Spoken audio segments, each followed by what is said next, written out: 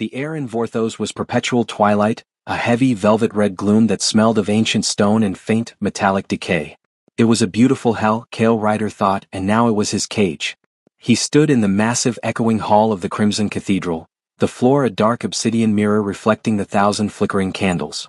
These were not the gentle beeswax lights of his home Viridia. These were tall, cold pillars of flame, casting dancing shadows that made the stone gargoyles seem alive. He wore the ceremonial robes given to him, deep burgundy and black velvet, heavy and hot. They were fine, but they felt like a costume, a mockery. The vampires surrounding him were dressed in armor that gleamed with cold malice or robes that flowed like spilt blood. Their faces were carved from marble, their eyes glowing with an inner, predatory light. And they hated him. Kale was the only human present. He was the offering. The great oak doors groaned open, silencing the low, sibilant whispers of the court. The air turned impossibly cold as if a grave had opened. Ilara Kalen, the new sovereign of Vorthos, entered. She did not walk, she glided, a vision of lethal majesty that stole Kale's breath, not in admiration but in stark, paralyzing terror. She was taller than him even without the spiky, high-backed boots. Her armor was a masterpiece of black, jagged plates that seemed to grow from her skin, highlighting a figure of impossible, cruel beauty. Her crown was a circlet of iron thorns and ruby spikes. Her eyes, fixed somewhere above Kale's head, were molten crimson. She was the Warbride, the one who had personally led the charge that crushed Kale's homeland. She was the reason the war was over, and the reason Kale was standing here, offering his life for a temporary peace. She stopped 2 feet from him, and the heat radiating off Kale's body seemed to shrivel under the sheer icy power of her presence. Kale Ryder. Her voice was a low, powerful contralto that resonated in the stone, cutting through the silence like sharpened glass. Consort of peace. Human. The final word was an insult, a drop of poison in the royal decree. Kale swallowed, gripping his trembling hands together. This was the moment. The sacrifice. Sovereign Ilara, he replied, his voice a little too rough but steady. He could not afford weakness now. I am here as promised, to honor the treaty between Vorthos and Viridia. Her gaze finally dropped to him, and in that instant Kale felt stripped bare, his courage measured and found wanting. The vampires around them stirred, eager for a show of submission. You stand in the heart of our power, little human, Ilara said, the corner of her perfect mouth curling in disgust. The price you pay is high. You forfeit the sun, your freedom, and your life should this peace falter. Do you accept the terms of the Warbride? I accept, Kale said clearly, meeting her gaze, forcing himself to see the queen, not the monster. For the sake of my people. Ilara's expression did not change, but a flicker, perhaps of surprise, perhaps of interest, danced in the depths of her crimson eyes. She raised a gauntlet hand. Her movement was slow, deliberate. A voice roared from the shadows to their right, a voice heavy with fury and privilege. My queen. This is an outrage. Kale's head snapped toward the source. A massive vampire, dressed in shining silver and black armor, stepped forward, his face contorted with rage.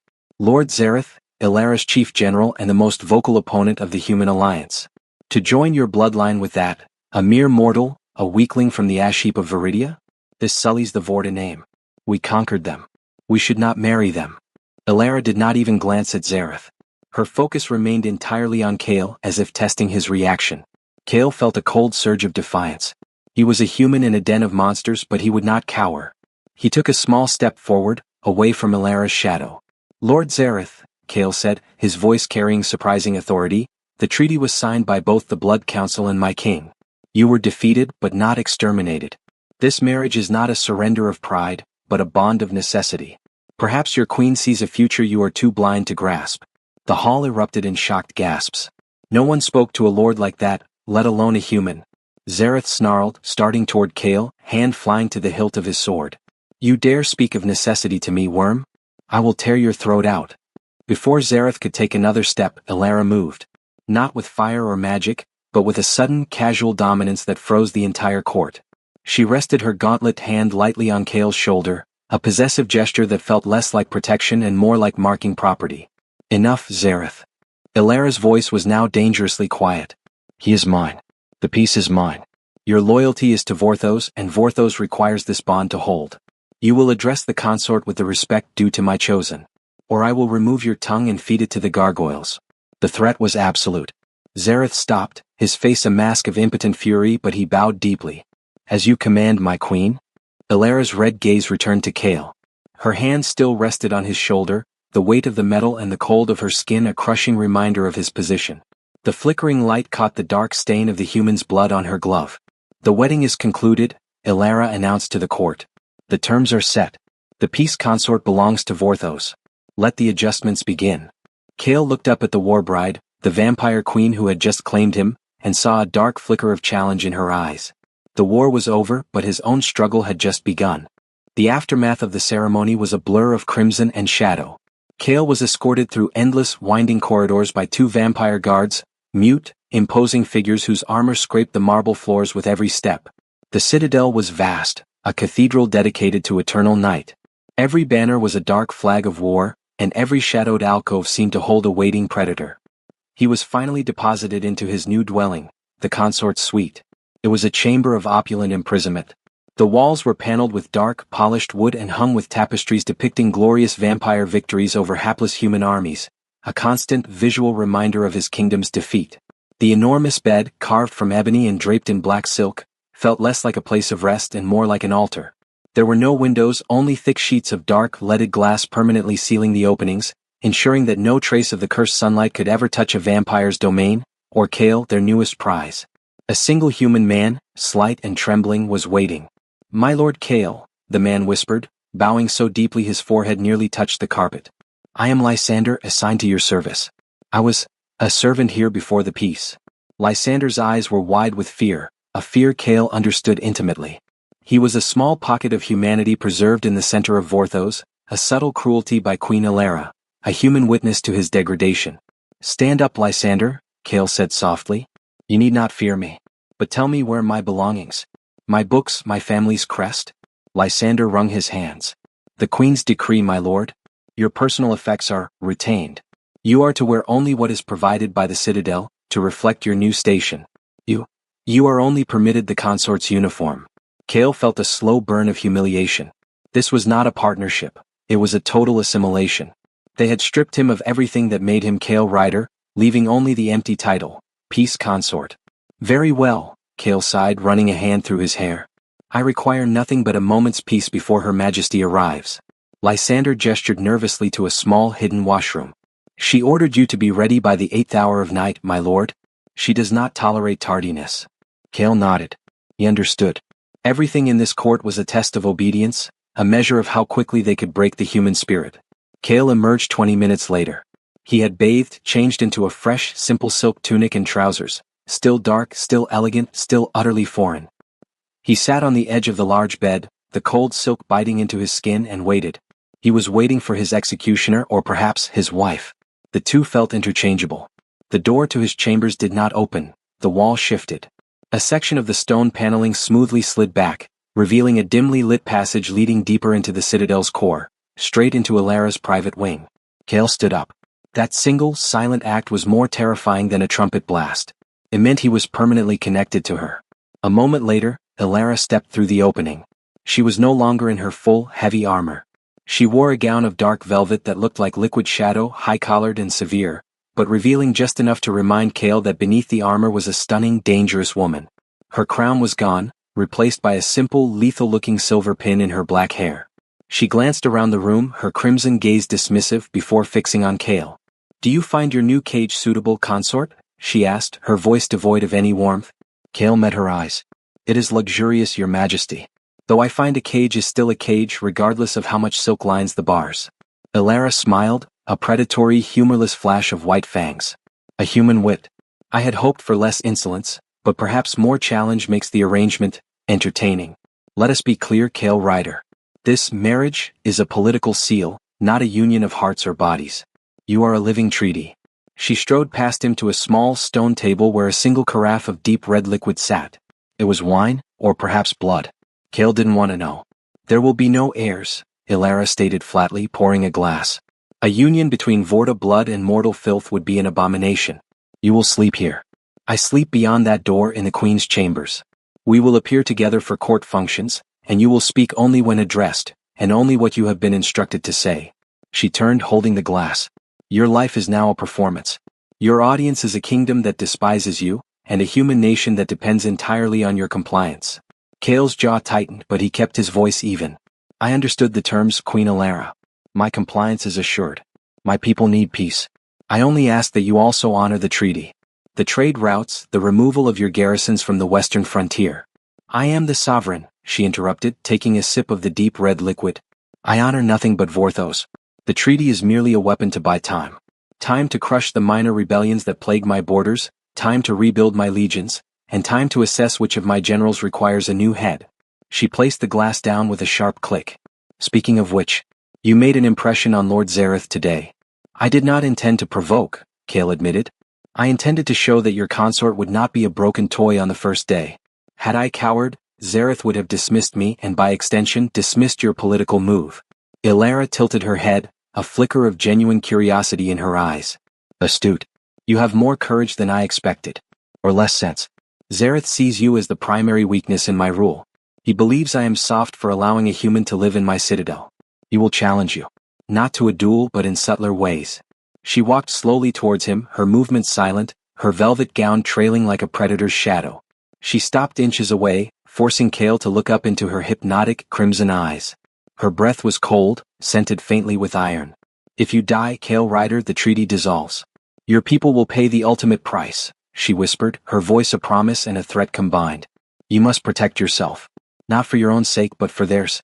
And if Zareth succeeds in undermining you, I will not intervene. You are my symbol of peace, but I will not risk my crown for a fragile human. Kale did not flinch, even as the terrifying power of her presence pressed down on him. He remembered the faces of the children of Viridia, the reason he was here. Understood, Kale said, his voice now a quiet steel. Tell me what Zareth's weakness is, your majesty. For the sake of the treaty, I need to know how to keep your court stable. Ilara stared at him for a long, silent moment. She had expected fear or pleading, not a request for strategic intelligence. The corner of her mouth lifted again, a darker, more genuine expression this time. His weakness, consort, she finally said, her eyes gleaming with dark amusement, is that he underestimated me. And now, perhaps, he has underestimated you. She turned, walked back through the opening to her chambers, and the stone panel slid shut with a heavy, final sound. Kale was left alone, surrounded by silence, in a room that was suddenly much colder. He was trapped, but he was not broken.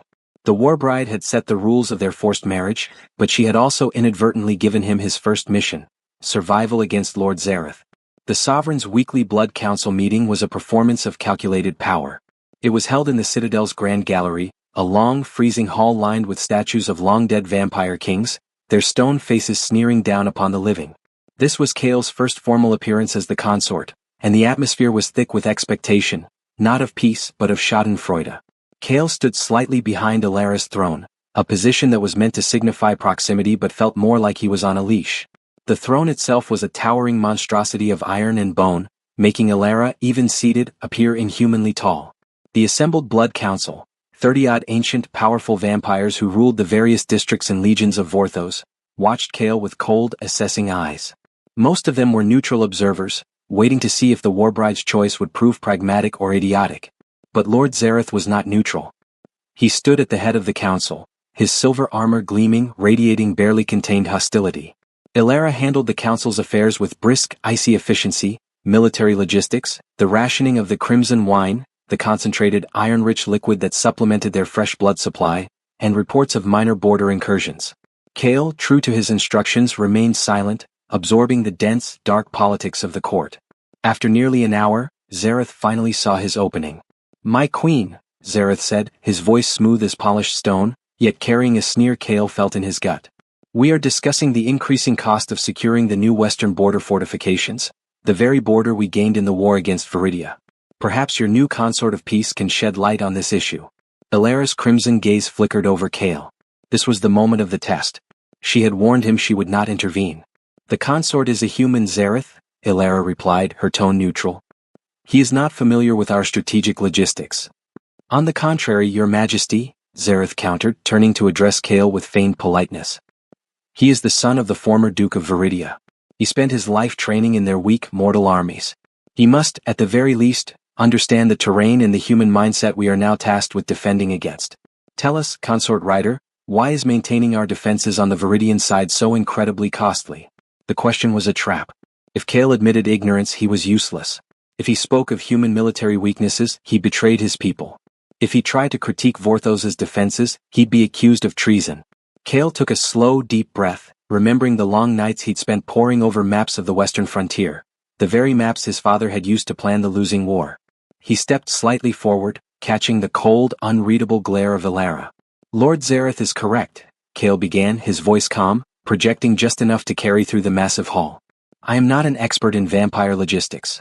However, I am intimately familiar with the region in question. The cost of maintaining those fortifications is high because you are defending the wrong strategic asset.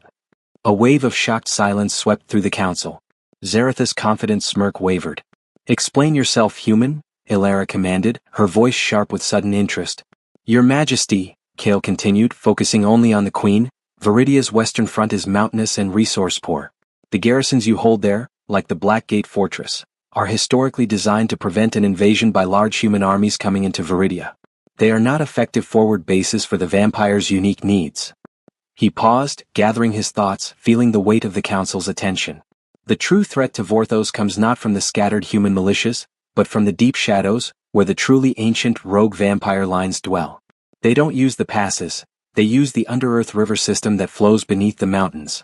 Kale pointed to a massive dark spot on a strategic map hanging on the wall, an area Zareth's troops were meant to be securing. That area is a cluster of ruined human watchtowers. You are spending fortunes to maintain them because they are visible. But beneath them, the underground river opens into the Whispering Chasm. That chasm is the true backdoor into Vorthos. It is where Zareth's logistical reports repeatedly show unexplained supply losses and minor skirmishes. He looked straight at Zareth.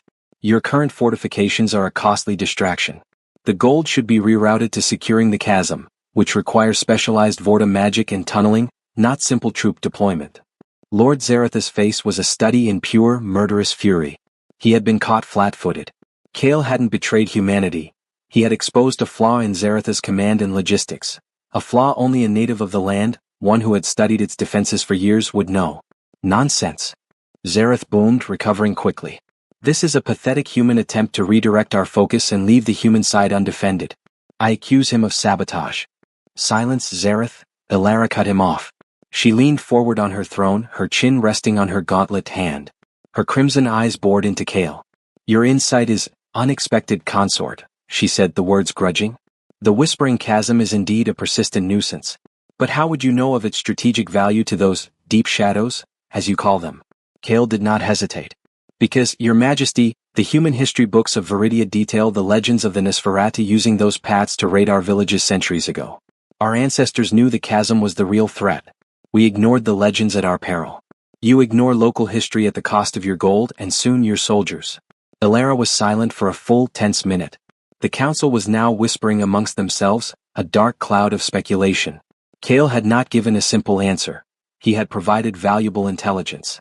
Finally, Elara spoke, her voice low and dangerous. Lord Zareth, you will immediately dispatch a specialist team to investigate the Whispering Chasm, as the consort suggests. And you will update me directly on its findings.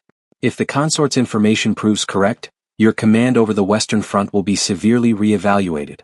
Zareth bowed, his anger barely concealed. As you command, my queen. But rest assured, I will be watching the consort's every step. He has bought himself time, but perhaps he has also bought himself a quick death. As the council dispersed, leaving only Elara and Kale in the vast hall, the queen rose from her throne and descended the steps. You risked everything on a rumor, consort, she stated, stopping right in front of him. I risked everything on historical fact, Your Majesty, Kale corrected calmly. If you are to win a war, you must know your enemy's weaknesses. I just proved that a human can be useful. Elara circled him slowly, her fingers brushing the dark velvet of his sleeve, a touch that sent a shiver of dread down his spine. Utility. A strong motivation for a Warbride, she murmured. But be warned, Kale Rider. You humiliated a powerful lord in front of his peers. Zareth will not attempt to kill you in the open. He will attempt to break your spirit and then present your failure to me. You are no longer just a symbol. You are now a piece on the board. She stepped past him, the soft whisper of her gown fading into the dark stone. Kale stood alone, understanding that he had survived his first political battle, but the reward was only a promotion to valuable target. Life in Vorthos was a perpetual sensory deprivation for Kale. The Citadel's permanent night had begun to wear on him. He found himself subconsciously tilting his head toward the heavy, dark glass where the sun should be, missing the warmth and the simple, natural rhythm of day and night. His days were now a tedious routine, Training in a small, shadowed yard, supervised by vampire guards who looked perpetually bored, mandatory study of Vorthosian history and law, and the chilling silence of his chamber. Lysander, his human servant, was a ghost of a man, terrified to speak anything beyond basic necessities. The biggest challenge wasn't the darkness, it was the isolation. Every vampire he encountered treated him like a piece of furniture, or a potential meal. Lord Zareth, true to form, did not attempt a direct attack. His revenge was psychological. The food provided to Cale became increasingly sparse, sometimes little more than dry bread and watered-down wine. Lysander whispered that the kitchen staff loyal to Zareth were attempting to starve the human spirit. One evening, 4 days after the Blood Council meeting, Cale returned to his suite, exhausted and genuinely hungry. He found a small, covered silver tray placed on the stone table, unusual as Lysander usually brought his meals. He lifted the lid. Inside, resting on a bed of dark rice, was a perfectly cooked piece of rare venison steak, gleaming red and juicy, accompanied by a side of fresh, wild berries. It was the first genuinely appetizing food he had seen since arriving. He picked up a silver fork, paused, and then dropped it with a clatter. It was a trap. A human meal in a vampire castle, untouched by a servant, was a blatant invitation to poison. Zareth was testing his paranoia. Cale pushed the plate aside, opting for the stale bread he had saved from his meager breakfast. He was settling down to study Vorthosian military code when the stone wall slid open. Ilara stepped through wearing a simpler high-necked black tunic and leather leggings, an outfit suitable for riding or strategy, not court. She looked tired, her movements slightly less regal but no less intimidating. She looked at the untouched venison and then at Cale, who was grimly chewing stale bread. "You refuse the rations I ordered, consort?" Ilara asked, her tone flat. "I refuse Lord Zareth's hospitality, your majesty," Cale replied, meeting her stare. "The meal is either poisoned, or engineered to make me appear ungrateful and weak. I choose to remain neither." Ilara walked over to the table. She picked up the fork Cale had dropped and, without breaking eye contact, cut a piece of the red meat. Cale watched, his breath held tight in his chest. She brought the fork to her mouth. Cale braced himself, expecting her to fake the action. Instead, she ate the piece of meat. "The venison is unadulterated," she said, chewing slowly. "It is from the royal reserves, prepared by my personal chef, who is bound to me by a blood oath, not Zareth's empty promises. It is safe." She cut another piece, held it out, and offered it to him. "Eat, Cale Rider. My warriors require strength, even my human ones. I will not have my consort collapsing from malnutrition before Zareth can discredit him." Cale hesitated only for a moment. Her act of tasting it was a gesture of trust, or at least, a demonstration of her control. He took the fork from her hand and ate the piece of venison. It was rich, flavorful, and incredibly grounding. "Thank you, your majesty," he murmured, his guard momentarily dropped. Ilara sat on the edge of the stone table, her long legs crossed. "I did not come here to act as your cook. Zareth's investigation into the Whispering Chasm confirmed your report. The tunnels are ancient, vast, and teeming with activity. The Nosferatu were using them as staging grounds. You were correct." She looked genuinely frustrated. "I lost a week's campaigning time dispatching the correct Vorta mages to seal the deepest breaches. You saved us a disastrous flank attack, consort. My generals are impressed. Zareth is furious." "I am glad to be of use," Cale said honestly, finishing the rest of the meal with desperate hunger. "Your usefulness comes at a high price," Ilara noted, her eyes narrowing. "You have forced me to acknowledge your value. Now, others will seek to steal it or destroy it. The Blood Council believes you have gained my ear." "Have I?" Cale challenged softly. Ilara looked away for a moment, staring at the dark panels. "My father, the previous sovereign, surrounded himself with those who told him what he wanted to hear. He lost the war by denying the humans' resilience. I will not make that mistake. You are my window into the mortal mind, Cale. But remember, a window is a thing to be looked through, not a thing to be touched." She slid off the table and walked toward the panel. "Tomorrow you will accompany me to the southern barracks. The new vampire recruits require an object lesson in why weakness leads to defeat. You will stand beside me. You will be silent. And you will look magnificent." As the wall began to slide shut, Cale called out, "Ilara." She stopped, the crimson light catching her pale profile. It was the first time he had used her name, not her title. "Why me?" he asked. "Why not a general or a minister? Why marry a human and risk this much political turmoil?" Her eyes, blazing red, met his through the narrowing gap. "Because, consort," she said, the Warbride's voice returning, cold as the grave. "When the Vorta sign a treaty with blood, they must take a sacrifice the enemy values more than gold. Your father valued you. And now Vorthos values your sacrifice. You're the bond. And I am tired of war. The wall slid completely closed, plunging Kale back into the profound, oppressive silence. He was no longer just the peace consort. He was the symbol of Vorthos's commitment to temporary peace, a beautiful, living, and very necessary hostage. And for a fleeting moment he thought he saw something in Alara's eyes beyond cruelty, a weary loneliness that matched his own. The journey to the southern barracks was Kale's first time outside the confines of the citadel. The night was cold, the sky above Vorthos a deep, starless indigo. They traveled in a heavily armored carriage drawn by massive, shadowy beasts, not horses but something larger, with eyes that glowed faintly green. Kale sat opposite Alara, the small space magnifying the chasm between them. She was in a high-collared, military-style jacket, her gaze fixed on the passing cobblestone streets of the city.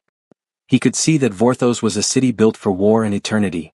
The buildings were jagged, their spires piercing the gloom like spears, and the streets were almost empty, save for the occasional swift, cloaked figure.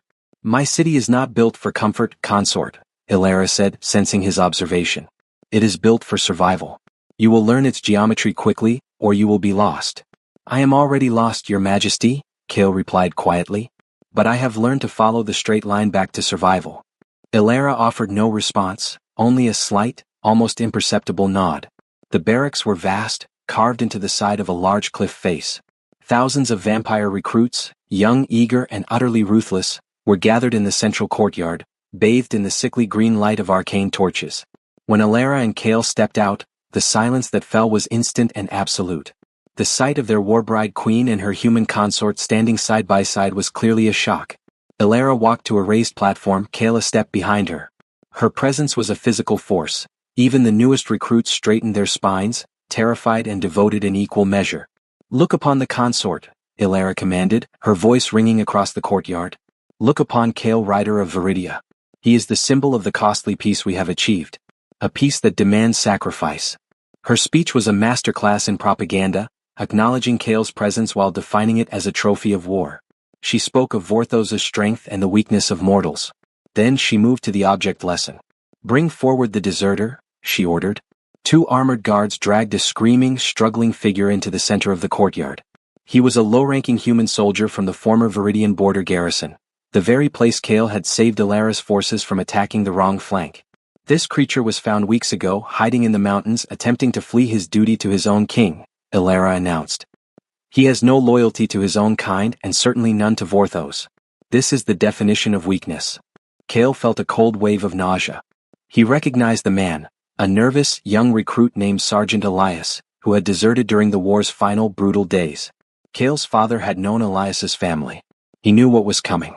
Alara glanced at Kale. It was a calculated, deliberate moment. She was daring him to object, daring him to show the weakness of human empathy in front of her legions. "You will be silent," she had commanded. "You are my symbol of peace." The air shimmered as Lord Zareth suddenly appeared at the edge of the platform. He hadn't been there a moment ago. He smiled, a slow, venomous grin aimed directly at Kale. "My queen," Zareth purred, stepping forward. "May I suggest a more fitting punishment for the betrayer? Let the peace consort strike the final blow. It would be a powerful symbol, the human consort rejecting the weakness of his own kind, embracing Vorthos's law. It would silence any future whispers of his loyalty." The entire courtyard held its breath. Zareth had expertly turned Alara's object lesson into a direct, horrifying challenge for Kale. If Kale refused, he proved his weakness and disloyalty, validating Zareth's claims. If he complied, he would execute a man from his own land, destroying his own soul. Alara's crimson eyes narrowed, focusing on Zareth's insolence. But before she could speak, Kale stepped forward. The crowd of vampires tensed, waiting for the expected plea or refusal. "Your Majesty," Kale's voice was steady, projecting his fear and his resolve in equal measure. "Lord Zareth's suggestion is excellent. But I must refuse the honor." A low murmur rippled through the recruits. Zareth looked triumphant. "Why, consort?" Alara's voice was sharp. "Do you lack the stomach for duty?" Kale turned to face the ranks, standing tall despite the terror in his heart.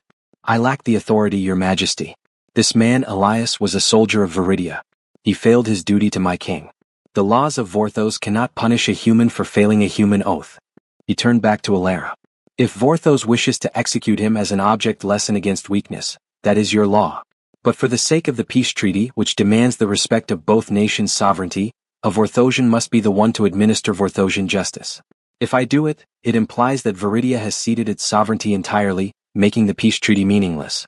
It would suggest Viridia is already broken, and requires no further diplomacy, only subjugation.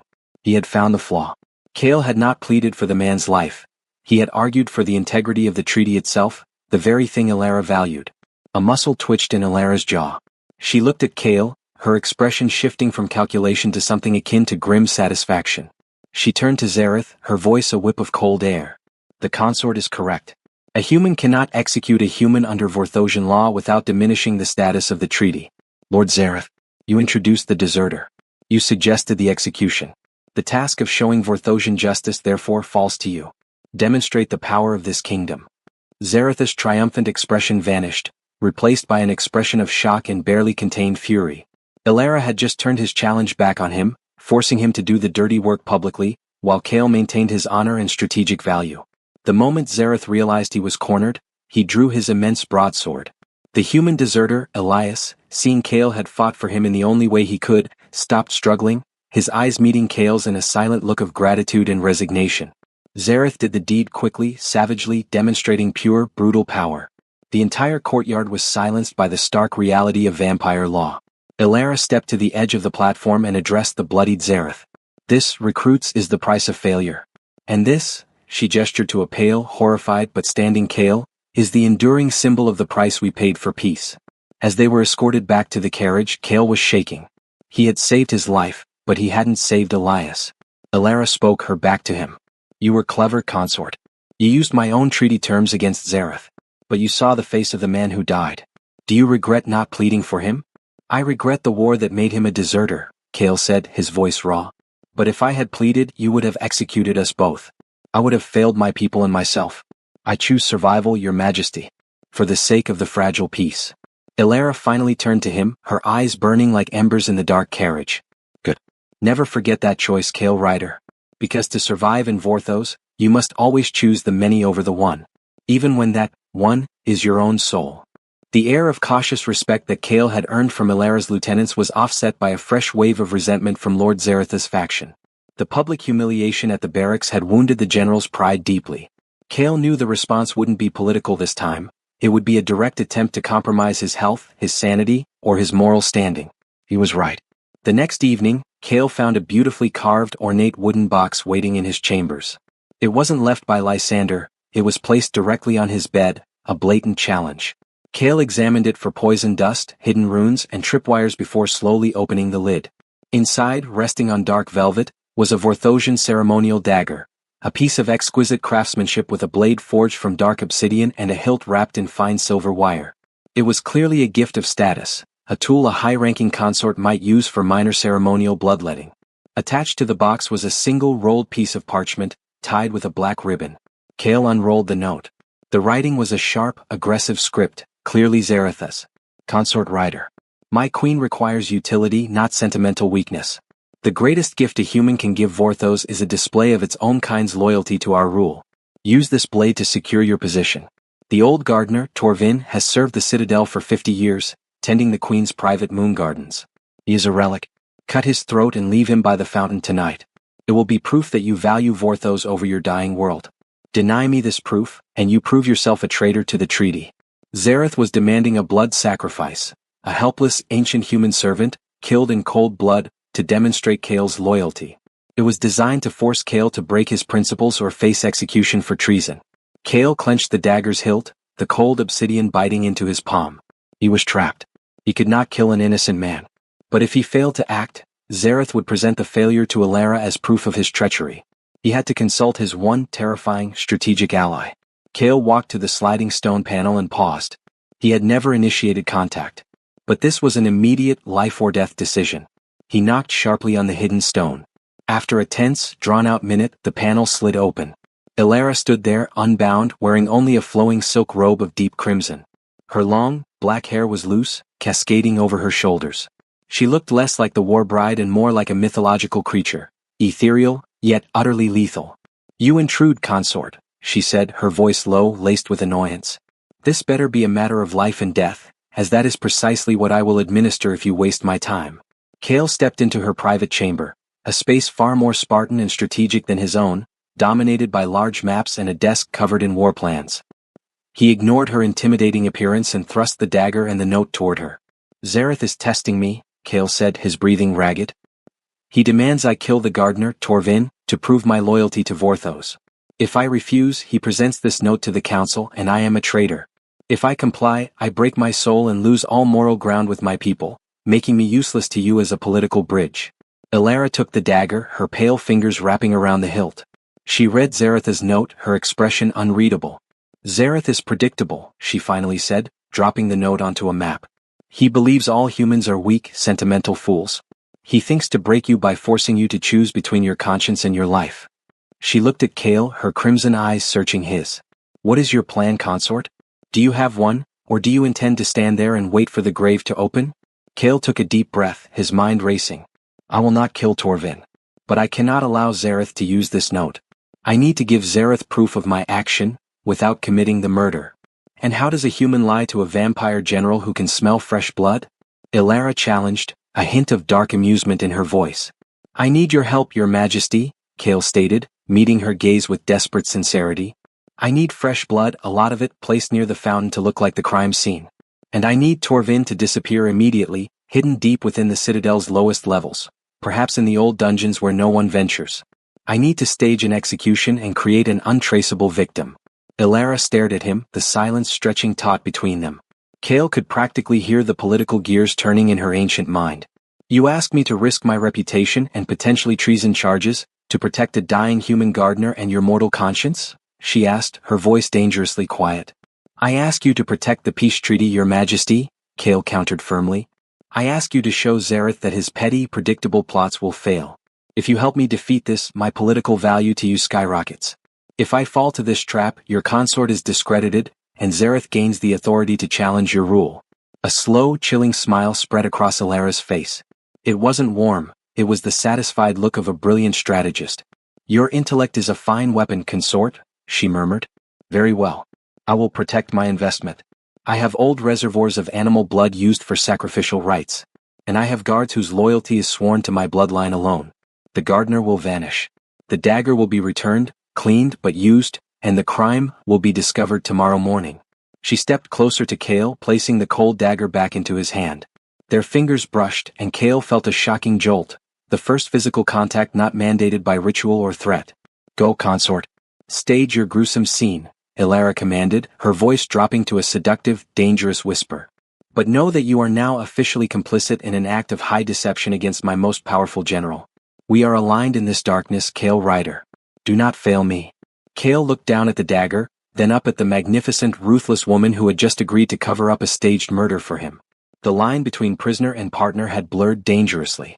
The crimson sun, as the Vorthosians ironically called the glow of the distant human sunrise that barely touched their city's highest spires, had not yet appeared when the citadel erupted in whispered chaos. Cale stood in his suite, dressed in fresh black silk, drinking a cup of bitter, earthy brew that passed for coffee in Vorthos.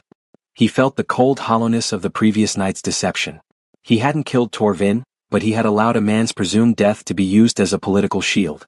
His hands were clean, but his conscience was stained by complicity. Elara's execution of the plan was flawless. The guards loyal to her had sealed off the moon garden, spilled the sacrificial animal blood dramatically near the fountain, and most importantly secured the old gardener, Torvin, deep within the hidden sanctuary beneath the citadel's east wing. Torvin was safe, but officially he was dead by Cale's hand. The heavy, metallic clang of an armored fist on his sliding door announced the morning's first confrontation. The wall opened not to Elara, but to a seething Lord Zareth, flanked by two enormous, silent guards. Zareth's face was a mask of cold, controlled fury. His eyes were not just red, they seemed to be pulsing with internal flame. Consort Ryder, Zareth hissed, his voice trembling with suppressed rage. A noble deed. You have proven, finally, that you possess the necessary cruelty for Vorthos. The old fool's blood was found by the moon garden fountain, along with your dagger. He held up the gleaming obsidian dagger that Cale had used. It was clean, polished, but the cold light reflected on its surface seemed to bear witness to the lie. Cale met Zareth's gaze with forced calmness. I have no idea what you are referring to, Lord Zareth. I received a gift. I returned the gift and used. Perhaps you should ask the queen how the blade came to be near the moon garden. It is her property after all. Zaratha's lip curled in disbelief. Do not insult my intelligence, human. The note, the blood, the location, it was a test of loyalty. And you passed it by executing a servant of humanity. You are a traitor to your own kind, Kale Rider, and a serviceable beast to Vorthos. You are no longer harmless. I am the peace consort, Kale corrected him, standing his ground. I serve the treaty which the Queen values. If that treaty demands the removal of any perceived weakness, I will not hesitate. You forced my hand. I acted. And now, you have proof that I am willing to pay the price of admission to this court. Zareth leaned in close, his cold breath washing over Kale. You won a minor battle, consort. You traded a human's life for political standing. But you are treading on ancient ground. Be careful where you spill your lies. If I find even a thread of deception in this matter, I will not only tear your throat out, but I will deliver your people to the blade myself. He straightened, his gaze burning with promise. Enjoy your newfound status, consort. It will be short-lived. Zareth turned abruptly and left, the stone wall sliding shut behind him. Kale let out a breath he didn't realize he'd been holding, his facade of control crumbling slightly. The encounter, while strategically won, had shaken him. Later that night, the stone panel opened quietly, and Elara entered, carrying a heavy leather-bound scroll. She seemed relaxed, a slight, almost invisible tremor of amusement around her crimson eyes.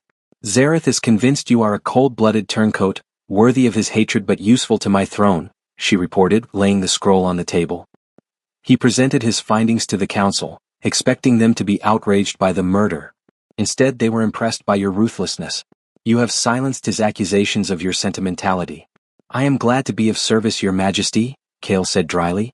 But my utility came at the cost of staging a murder. We now share a secret, a profound deception.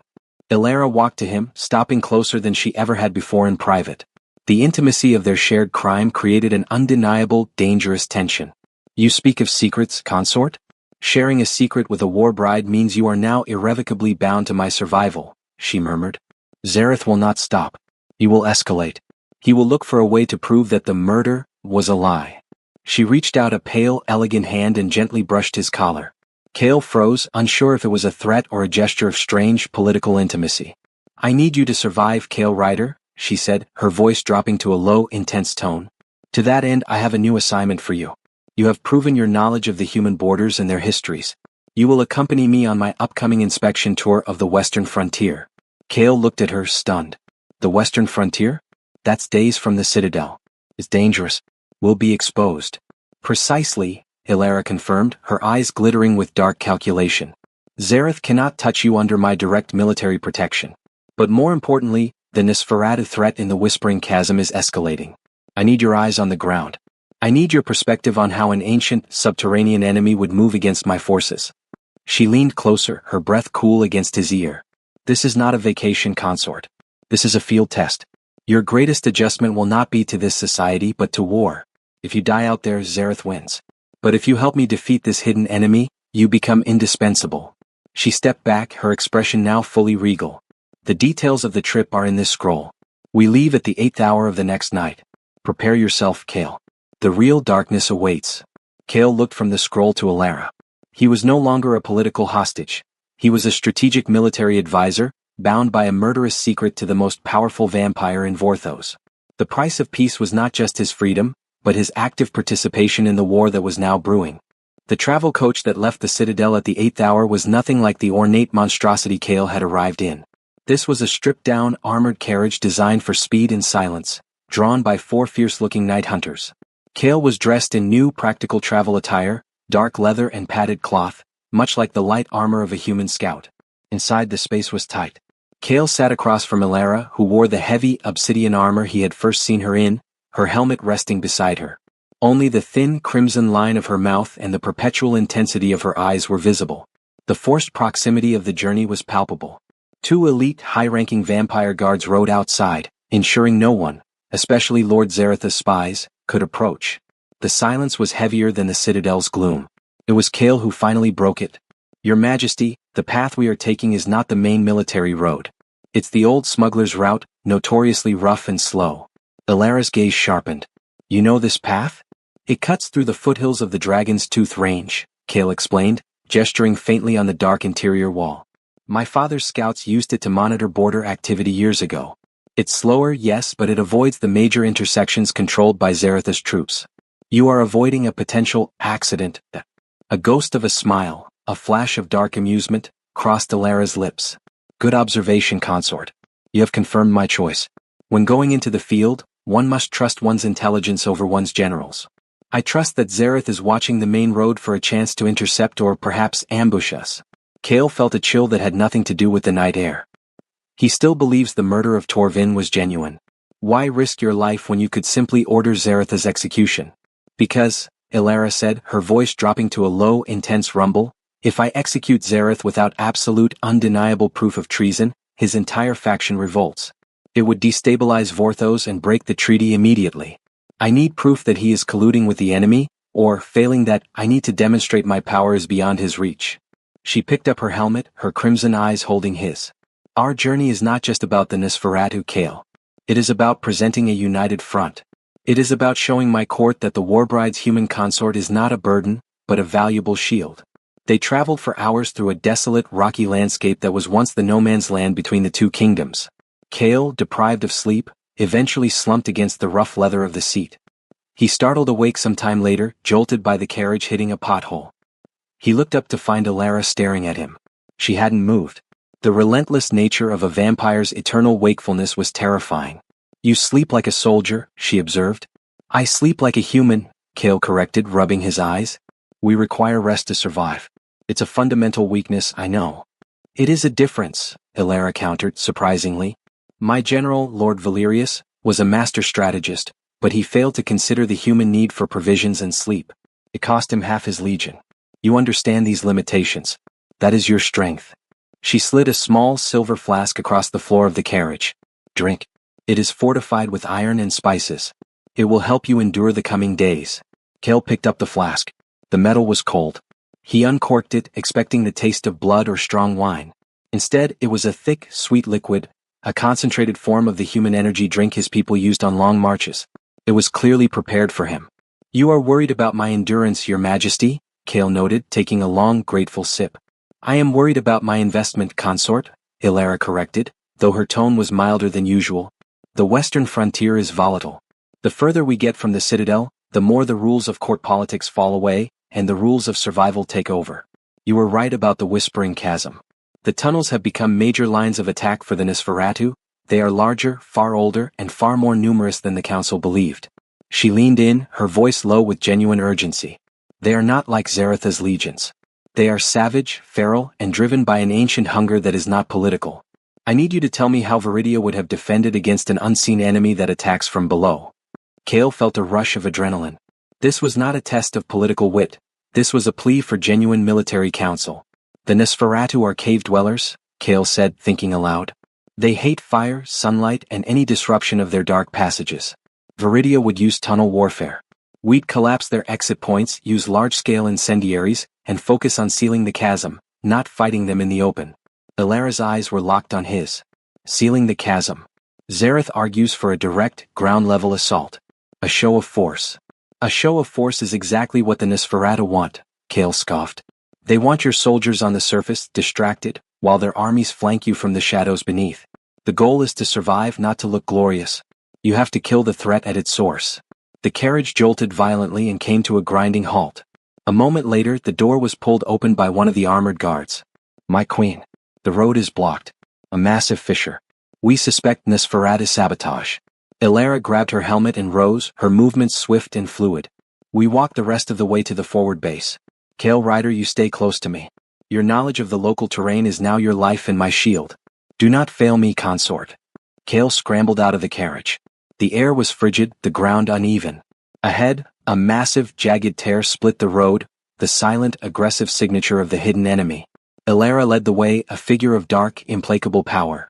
Kale followed, a human suddenly thrust into a life-or-death march through the vampire wilderness, bound to his Warbride by a fragile, strategic thread.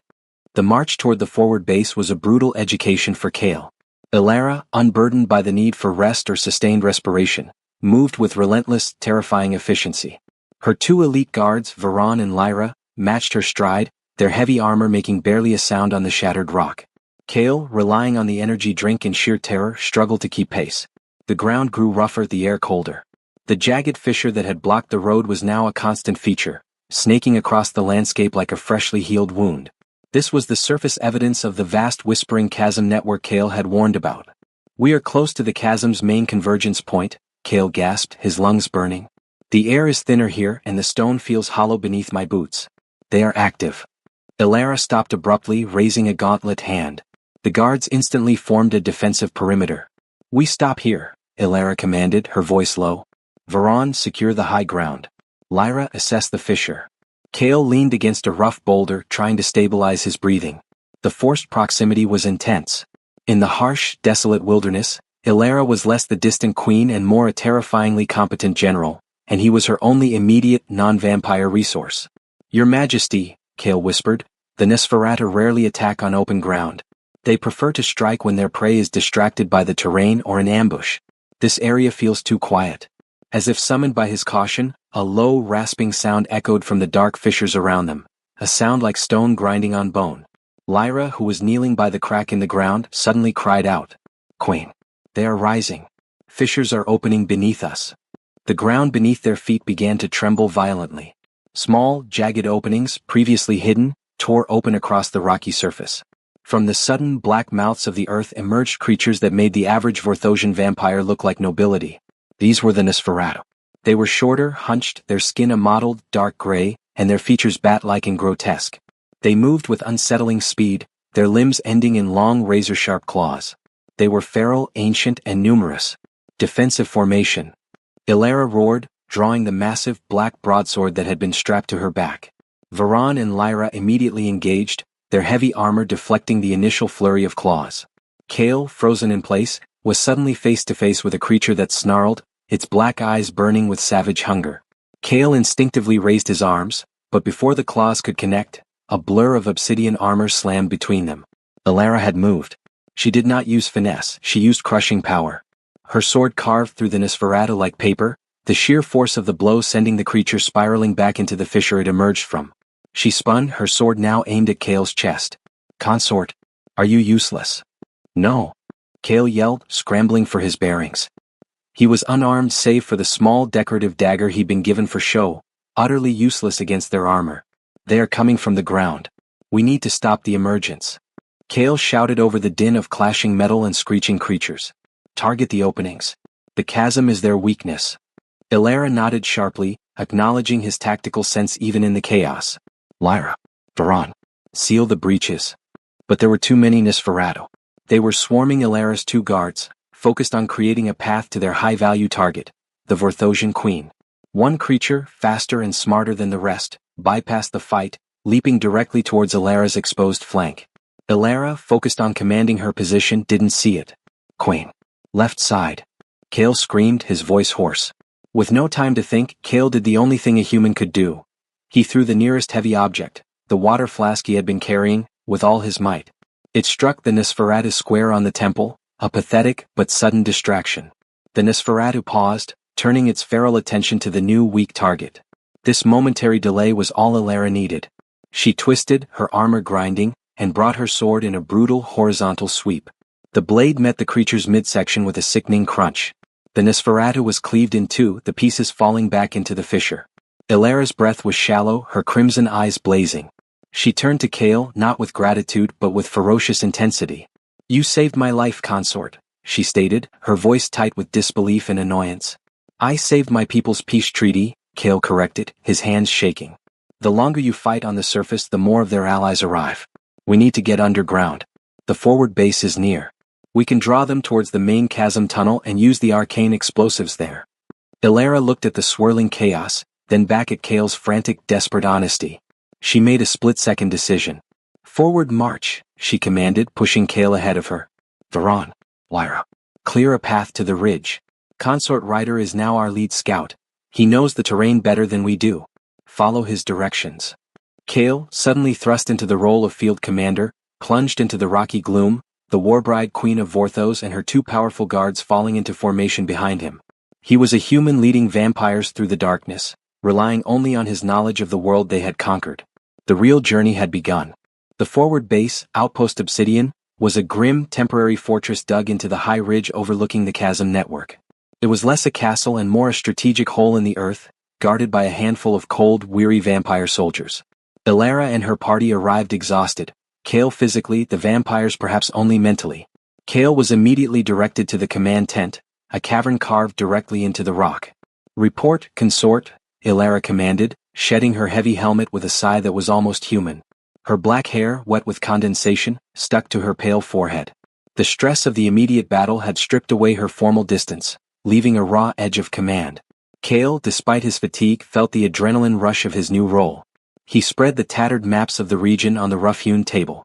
"The attacks were concentrated at the surface entry points," Kale explained, tracing a finger along the fissures. "But the quantity of Nosferatu suggests this isn't a raiding party. It's a full-scale advance force. They weren't trying to raid the supplies, they were trying to delay you from reaching this outpost." "Why delay me?"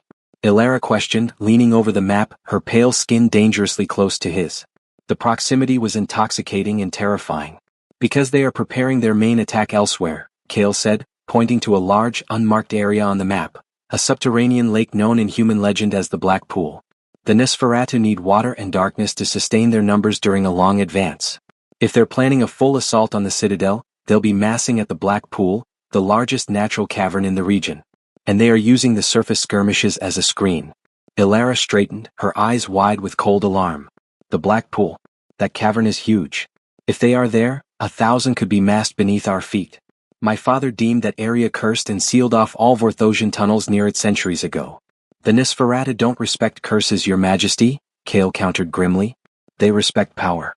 If they have found a way to use the Black Pool as a staging ground, we are looking at an existential threat, not a border skirmish." Ilara dismissed her guards with a curt gesture, leaving only her and Kale alone in the cold, lamplit tent. She turned, her gaze locking onto his, the intensity startling. "You understand this war better than my seasoned generals, Kale Ryder," Ilara stated, her voice quiet. "Tell me why. Did your people know of the Nosferatu's true strength?" Kale hesitated, then felt the strange, desperate loyalty born of shared danger. Viridia's priests kept ancient records. The Nosferatu are not merely feral vampires. They are the failure of your civilization. When the Vorta bloodline rejected their darker, primal instincts, the Nosferatu were driven underground. They hate Vorthos not for its power but for its order. Their existence is a living testament to the blood sacrifices your ancestors committed. "A living testament," Ilara murmured, her face etched with exhaustion and thought. "My whole life has been dedicated to defending the order of Vorthos. I fought your people to ensure that order. And now, I depend on a human's whispers to defend it from its own ancient shadow." She sat heavily on a nearby supply crate, the regal posture momentarily abandoned. "The truth is, consort, Zareth is right about one thing: I am not yet secure on my throne. My campaign against Viridia was necessary to unify a fractured Vorthos. If I admit the Nosferatu threat is real and overwhelming, the Council will turn on me, claiming I have failed to protect the kingdom. Zareth will seize power and break the peace to launch a glorious, suicidal charge." Kale saw not the ruthless Warbride, but a queen cornered by ancient politics and a hidden enemy. He sat across from her, the map between them like a fragile bridge. "You need a surgical strike, Your Majesty," Kale whispered. "You need proof of the Black Pool gathering, and you need to cripple their forces before the Council forces your hand. I can get that proof." Ilara looked up, her crimson eyes suddenly sharp with interest. "How?" "The path to the Black Pool is too dangerous for even my elite guards." "But not for a human," Kale said, the realization sinking in. "I am mortal. I am weak. The Nosferatu will look for powerful Vorta scouts, not a fragile human wandering lost. I can navigate the old tunnels the human slaves used to dig centuries ago. I know their weak spots. I can find the Black Pool, map the numbers and return. Alone." Ilara rose, her shadow falling over him. She reached out, her pale hand resting on his shoulder. It was a gesture of ownership but also of profound, terrible trust. "If you go into that darkness, consort, you will either become a legend or fertilizer for the stone," Ilara said, her voice husky. "If you succeed, your position will be untouchable. Zareth will be powerless. And the treaty, the peace will be secured on a foundation of genuine partnership." She leaned in, her cold breath on his cheek. "But if you betray me, if you are working for Zareth or for your old kingdom, I will not only kill you, Kale Ryder. I will ensure your entire bloodline is extinguished from this earth. Do we have an agreement, consort?" Kale didn't flinch. He looked into her eyes, seeing his own desperate hope for peace reflected in her fierce need for stability. "We have an agreement, Your Majesty," Kale affirmed. I will bring you the proof. We leave tonight. Kale's preparations were simple, reflecting his mortality. He packed a few concentrated rations, the fortified drink from Ilera, a worn leather journal for mapping, and a single lantern that he would keep dim to a faint ember. He knew the Nosferatu were drawn to light, but the old human tunnels were pitch black. Before the 8th hour of the night, Kale stood before Ilera in the command tent.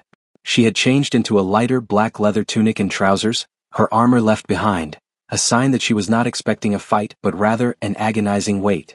The route is marked on this scroll, Ilera said, her voice strained, pointing to a rough map. It leads through the old slave ducts, small, forgotten passages. They should be clear of Vorthosian patrols and hopefully free of Nosferatu activity. Their attention will be on the main chasm. I know these ducts, Kale confirmed, tracing the lines. My ancestors' work.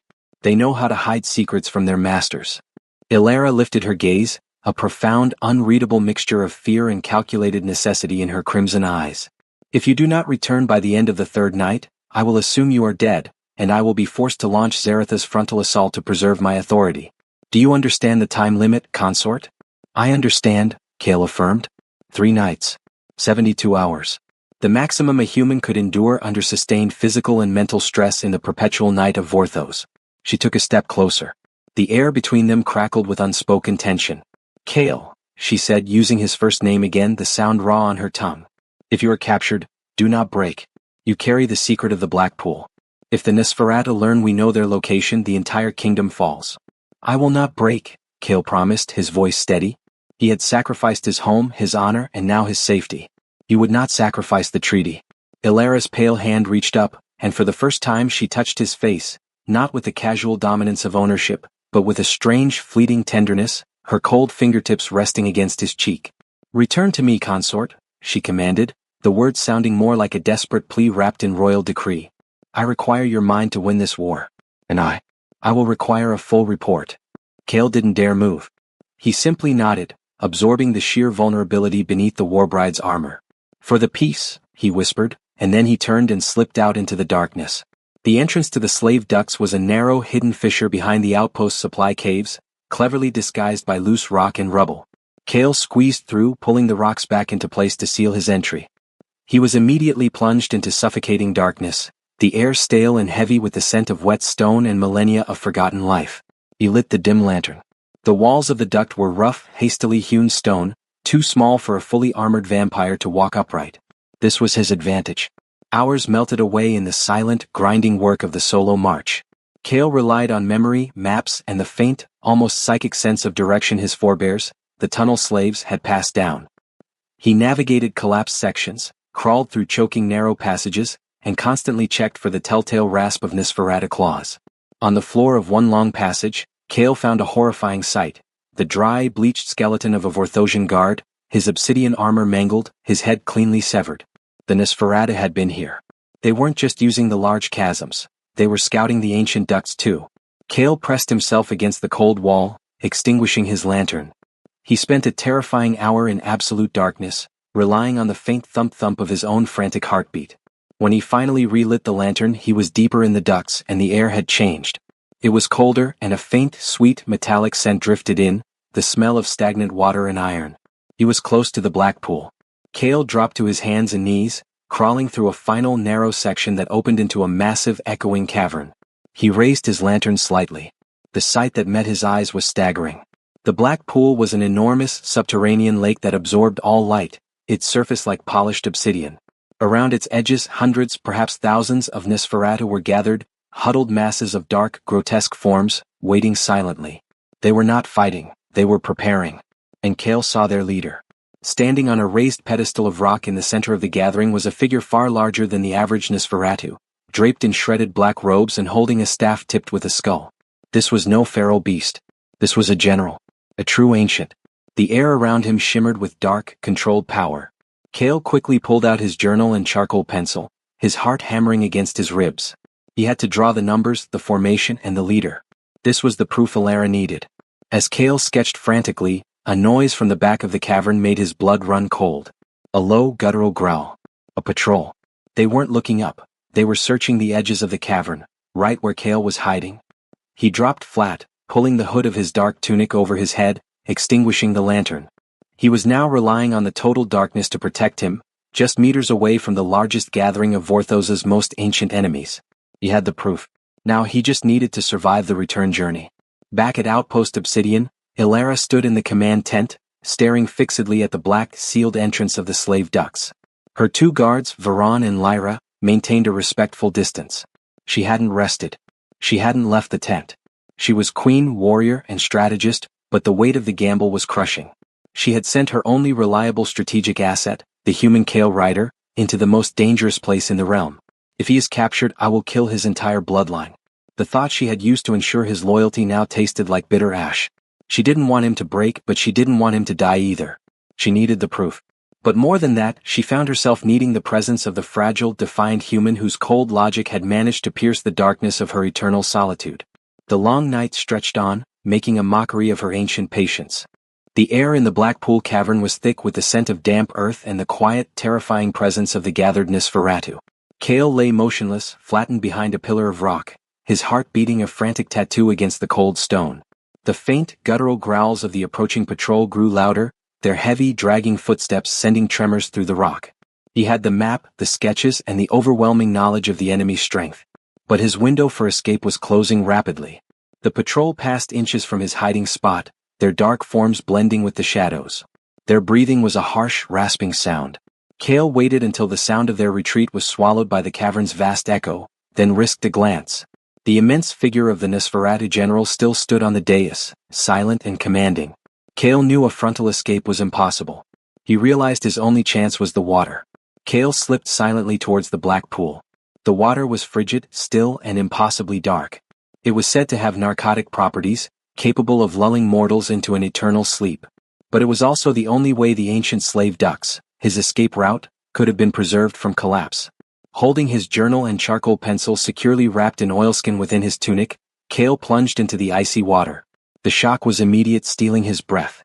The cold bit into his skin, making his muscles seize. He swam silently along the edge of the cavern, keeping his body pressed against the wet rock, trusting the dense shadows and the Nosferatu's contempt for water to hide him. After what felt like an eternity, Kale located the submerged entrance to the old drainage tunnels, a cramped, water-filled hole barely big enough for his body. He took a final deep gulp of stale air, pushed off the bank and swam into the utter, blinding blackness of the tunnel. The journey back was a torment of claustrophobia and physical exhaustion. He was crawling through darkness, navigating by touch and memory, the cold water chilling him to the bone. Every scrape of his body against the rough stone, every ragged gasp for breath in the cramped air pockets, felt deafeningly loud. It was during this desperate crawl hours later that Kale heard it. Not the rasping of the Nosferatu, but the solid metallic clang of Vorthosian armored boots. Someone was in the escape duct, coming towards him. Kale froze. Was it an Ilara-ordered rescue? Or Zarath's spies, waiting to intercept him and claim his information, or his life, for their own? At Outpost Obsidian, the mood in the command tent was thick with tension. Ilara had not slept.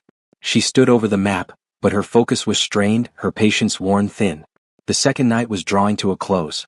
Suddenly, the heavy leather flap of the tent was thrown aside, and Lord Zarath strode in, flanked by 4 of his personal guards, his silver armor glinting ominously in the lamplight.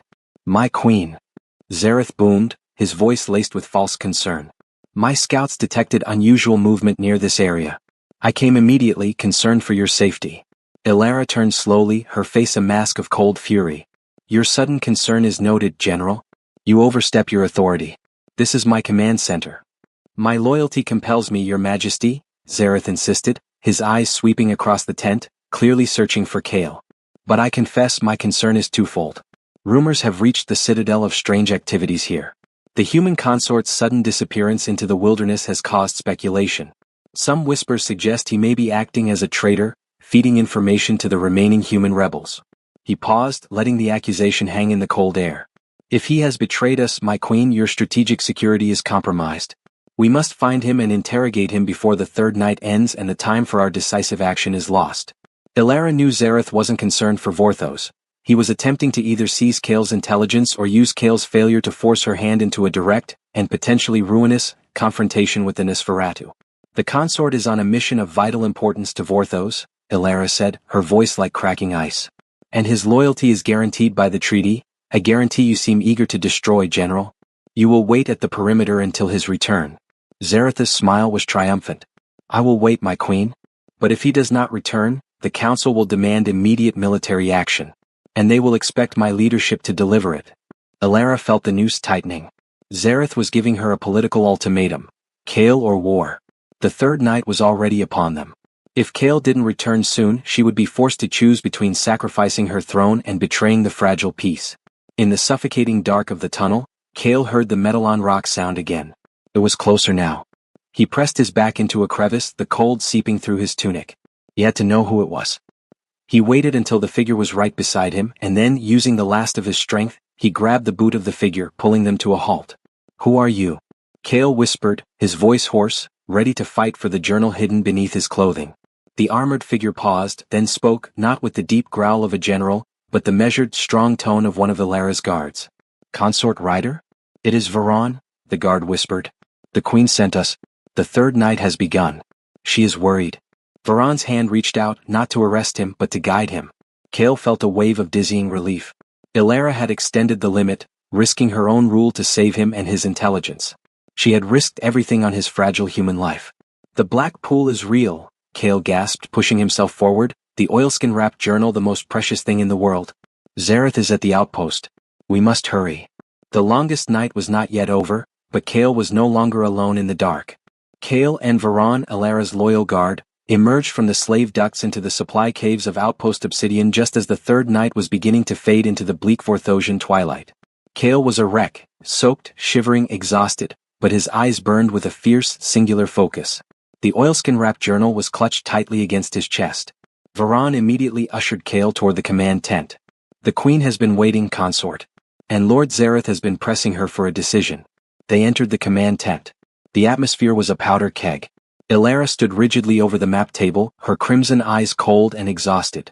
Facing her, his posture aggressive and triumphant, was Lord Zarath, flanked by his guards. Zarath was speaking as Kale walked in. And therefore, Your Majesty, the consort's failure to return is proof of his treachery.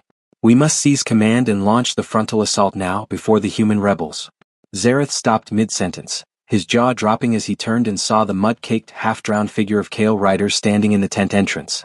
Kale's unexpected appearance was a physical shockwave.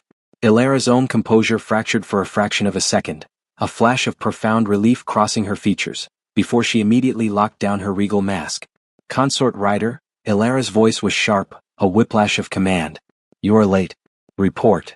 Kale ignored his exhaustion, walking straight toward the map table. His presence was a silent refutation of Zarath's treason charge. The consort is a traitor, Majesty? Zarath roared, recovering and lunging forward. He has returned only to bring the enemy with him. Seize him. Stand down, Zarath.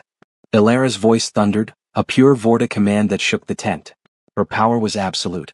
He reports to me. Any vampire who interferes will face the Queen's justice for insurrection. Zarath froze, his hatred radiating from him like heat, but he obeyed.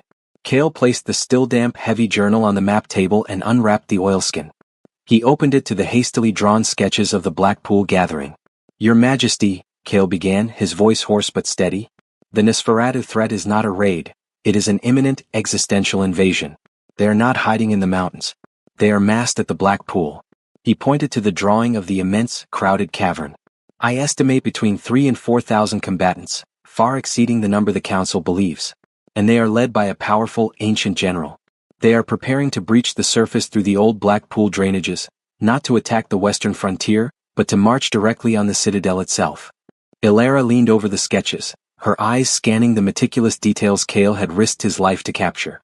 The numbers, the formations, the distinct figure of the Nosferatu leader, it was overwhelming, undeniable truth. This is impossible. Zarath shouted, furious with desperation. The Blackpool is sealed. This is a human fabrication. A desperate lie to prevent me from saving Vorthos. Kale turned slowly to face Zarath, his eyes burning with the memory of the cold water and the fear in the dark. Lord Zarath, Kale said, his voice quiet, devastatingly controlled. You spent days searching the western frontier's high passes, demanding a frontal assault that would have sent Vorthos's forces straight into a costly distraction. I spent the last 2 nights crawling through the tunnels beneath your feet. Your plan would have left the citadel undefended. Kale looked back at Elara. This information gives us the advantage, Your Majesty. We can bypass a disastrous ground war and use arcane tunneling explosives to collapse the Black Pool cavern directly onto the assembled Nosferatu forces. Ilara straightened, her face alight with strategic triumph. She looked at Kale, her gaze carrying a new, profound level of respect. He had not only brought the intelligence, he had brought the solution. She turned to Zareth, her voice now cold and final, the tone of a judge delivering a death sentence. General Zareth, Ilara commanded. Your continued refusal to acknowledge verifiable intelligence, your attempts to override my command, and your blatant manipulation of the Council's fear make you a liability to Vorthos. Your actions directly endangered the kingdom's security. Zareth's face drained of blood. My queen. I was only protecting.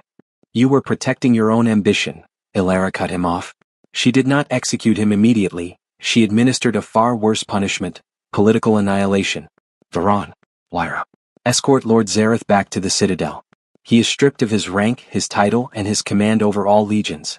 He will await my judgment in the deepest dungeons. He will see the results of the war he almost lost before he dies.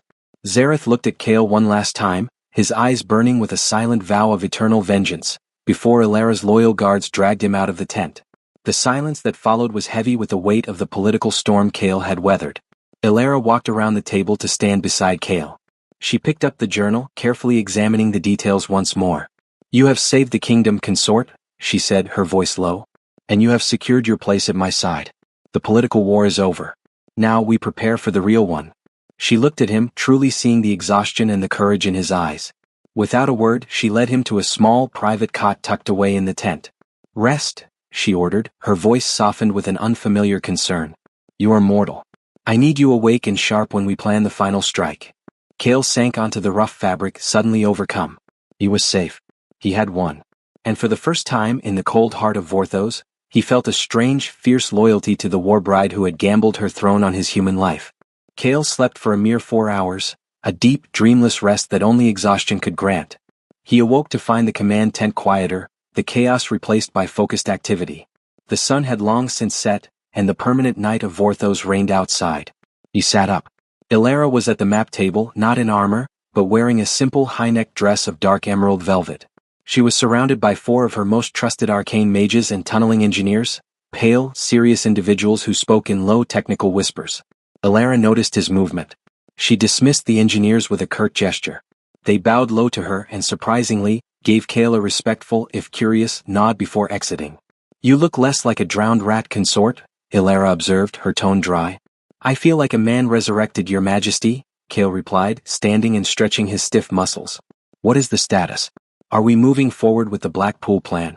We are, Ilara confirmed, her crimson eyes fixed on the Black Pool marker on the map. My engineers have confirmed the structural integrity of the cavern system. We can use concentrated detonation runes, Vorta-level destructive power, to collapse the entire dome. We will bury the Nosferatu army beneath the earth. And the risk of destabilizing the entire region? Kale asked, his strategist's mind overriding his fear. Hi, Ilara admitted, walking over to him. The emerald of her dress was a startling contrast to her pale skin and dark hair. The political risk is higher. If this fails, the council will demand my abdication. But the alternative is the fall of Vorthos. It is an acceptable risk. She stood close, the scent of expensive, dark perfume and cold, mountain air surrounding her. I need your final tactical guidance, Kale Ryder. The Nosferatu general is ancient. He will not keep his forces massed for long. We need to strike within 2 nights. They spent the next 3 hours locked in intense, private planning. Kale, with his human understanding of tunnel dynamics and military distraction, pointed out the critical flaw in the Vorthosian plan, the placement of the detonators. You plan to place them at the visible junction points, Kale said, tracing the map. But the Nosferatu will have wards and sentries there. The general knows the Vorta use brute force. You need a distraction. You need to create a false point of collapse to draw the general's attention, while a smaller, highly mobile team places the main charges at the unstable stress points I identified in the old slave ducts, the routes the Nosferatu will ignore. Ilara's eyes never left his face. She listened, absorbed, and processed his every word. A false collapse, Ilara murmured. Misdirection. A human tactic. A survival tactic, Kale countered. It's not about strength but about outsmarting their primal instincts. The general will respond to perceived danger, not a calculated siege. The plan was refined, complicated, and entirely dependent on Kale's intimate generational knowledge of the ancient tunnels. As the planning reached its conclusion, a heavy silence fell over the tent. Elara poured 2 small glasses of the deep crimson liquid. This time she didn't offer the fortified human drink. "This is the crimson wine," she stated. "Vorthosian tradition. Used to seal a pact of mutual devotion or a pact of war. Drink, consort. We are entering a phase where my life and the fate of Vorthos depends entirely on your mind." Kale took the glass. The liquid was thick, smelling powerfully of spices and ancient vintages, and a faint metallic undertone that suggested real blood. He knew the risk. Drinking a Vorta-packed wine was a profound, dangerous step. He looked into her eyes.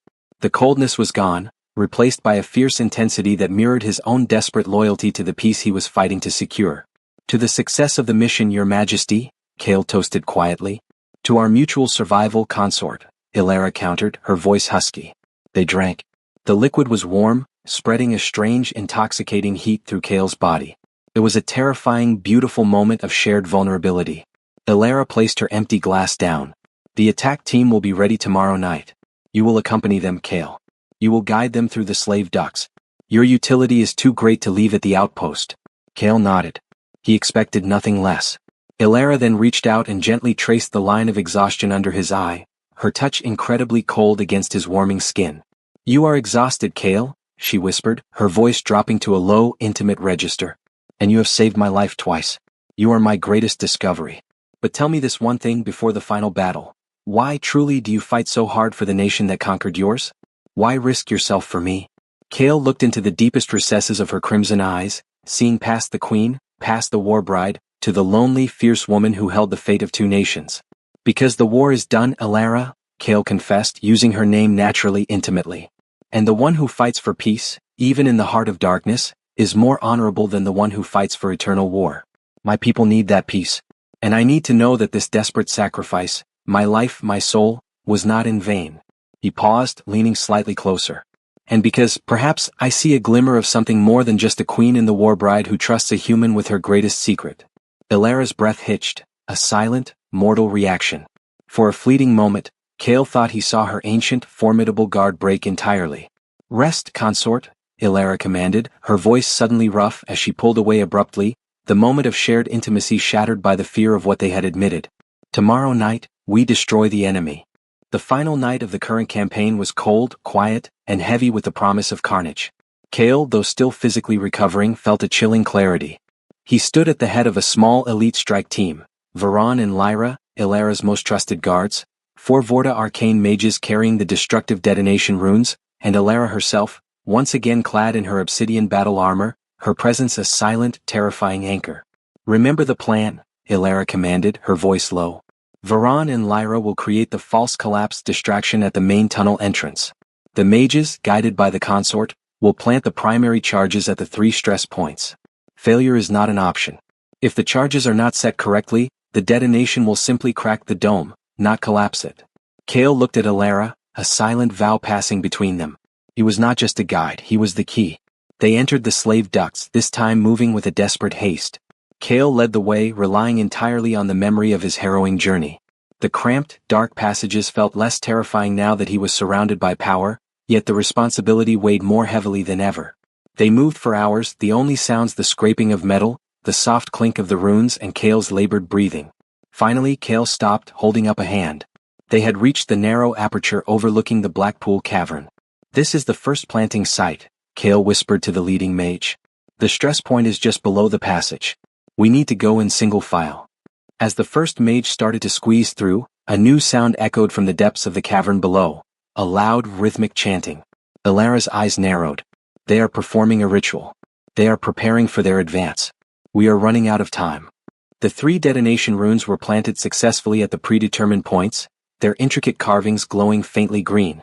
Kale, exhausted and paranoid, kept his eyes peeled for the patrols he knew were nearby. As they withdrew from the final planting site, they ran straight into a Nosferatu patrol. The ambush was sudden and brutal. The patrol was led by a creature larger and more agile than the others, and he immediately focused on the weakest link, the human. "The consort," the creature shrieked, its voice a horrific, broken rasp. "Seize the consort. The Warbride's pet." Kale was shoved aside as Elara immediately stepped between him and the attack. Her sword was a dark blur, engaging the larger creature. Varan and Lyra protected the mages. Go. Activate the distraction. Ilara roared to her guards, locked in combat. Kale, get back to the detonation point. I will hold them. Kale knew he had a final vital role. He sprinted back through the narrow ducts towards the main tunnel entrance where the false charge was set. He emerged near the primary Vorthosian tunnel entrance, just as Varan and Lyra were setting the final charge for the distraction. Consort Rider. Varan yelled. The general is waiting. He sensed the runes. Sure enough, standing in the mouth of the main Vorthosian tunnel, not far from the false charge, was the towering robed figure Kale had sketched, the Nosferatu general. He was surrounded by a massive retinue, his presence radiating in ancient, cold power. The general looked up, his pale eyes instantly locking onto the fragile human running towards the charge. The consort, the general's voice boomed, deep and resonant. You led them here, little mortal. You betray your own kind. I betrayed no one. Kale yelled, skidding to a halt near the lever that would detonate the false charge. I fought for peace. You only offer endless darkness. The general raised his staff, a surge of dark energy pooling at its tip, aimed directly at Kale. Varan. Now. Kale screamed. Varan slammed the lever. The false charge detonated with a deafening roar. Rock and dust rained down at the general's end of the tunnel, convincing the general that the Vorthosians were attempting to cave in the main entrance. The general hesitated, his attack on Kale forgotten. He roared a command to his troops and turned to assess the damage to the main tunnel, taking the bait perfectly. Now, Kale? Lyra yelled, pointing to the primary detonation trigger hidden near the tunnel exit. Kale knew this was his moment. He ran, dodging the falling debris, and slammed his hand onto the final powerful lever. Deep beneath the earth, the concentrated Vorta runes exploded precisely at the 3 structural stress points identified by Kale. The resulting seismic shock was catastrophic. The entire Black Pool cavern, the vast ancient staging ground of the Nosferatu army, began to shake, then groan, and finally, with a horrifying earth-splitting sound, it collapsed.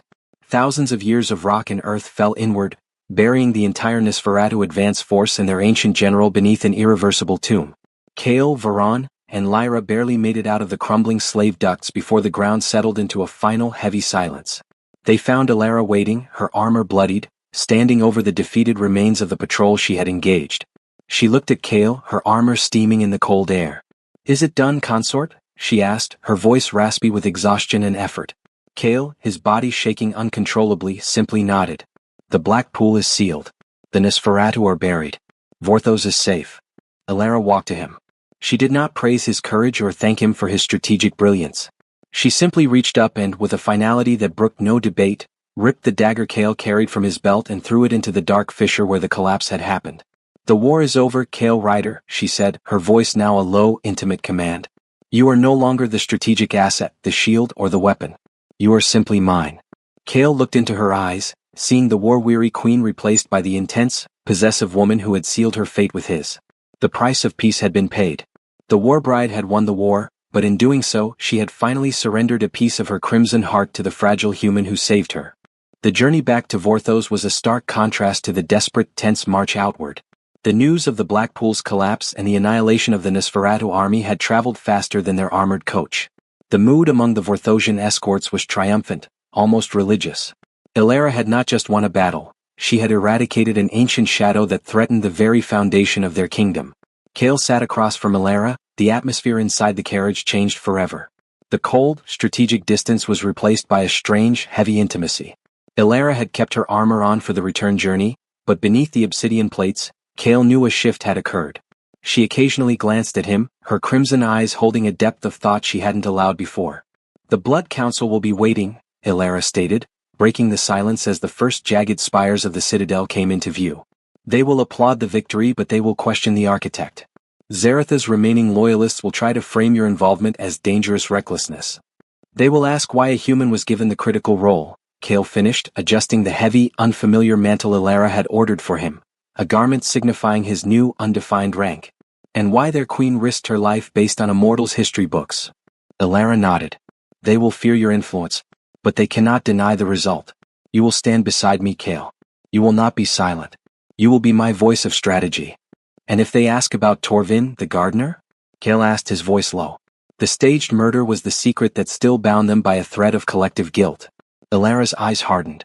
Torvin is dead. He was an unfortunate casualty of Zaratha's treachery, an attempt to lure you into a compromising position.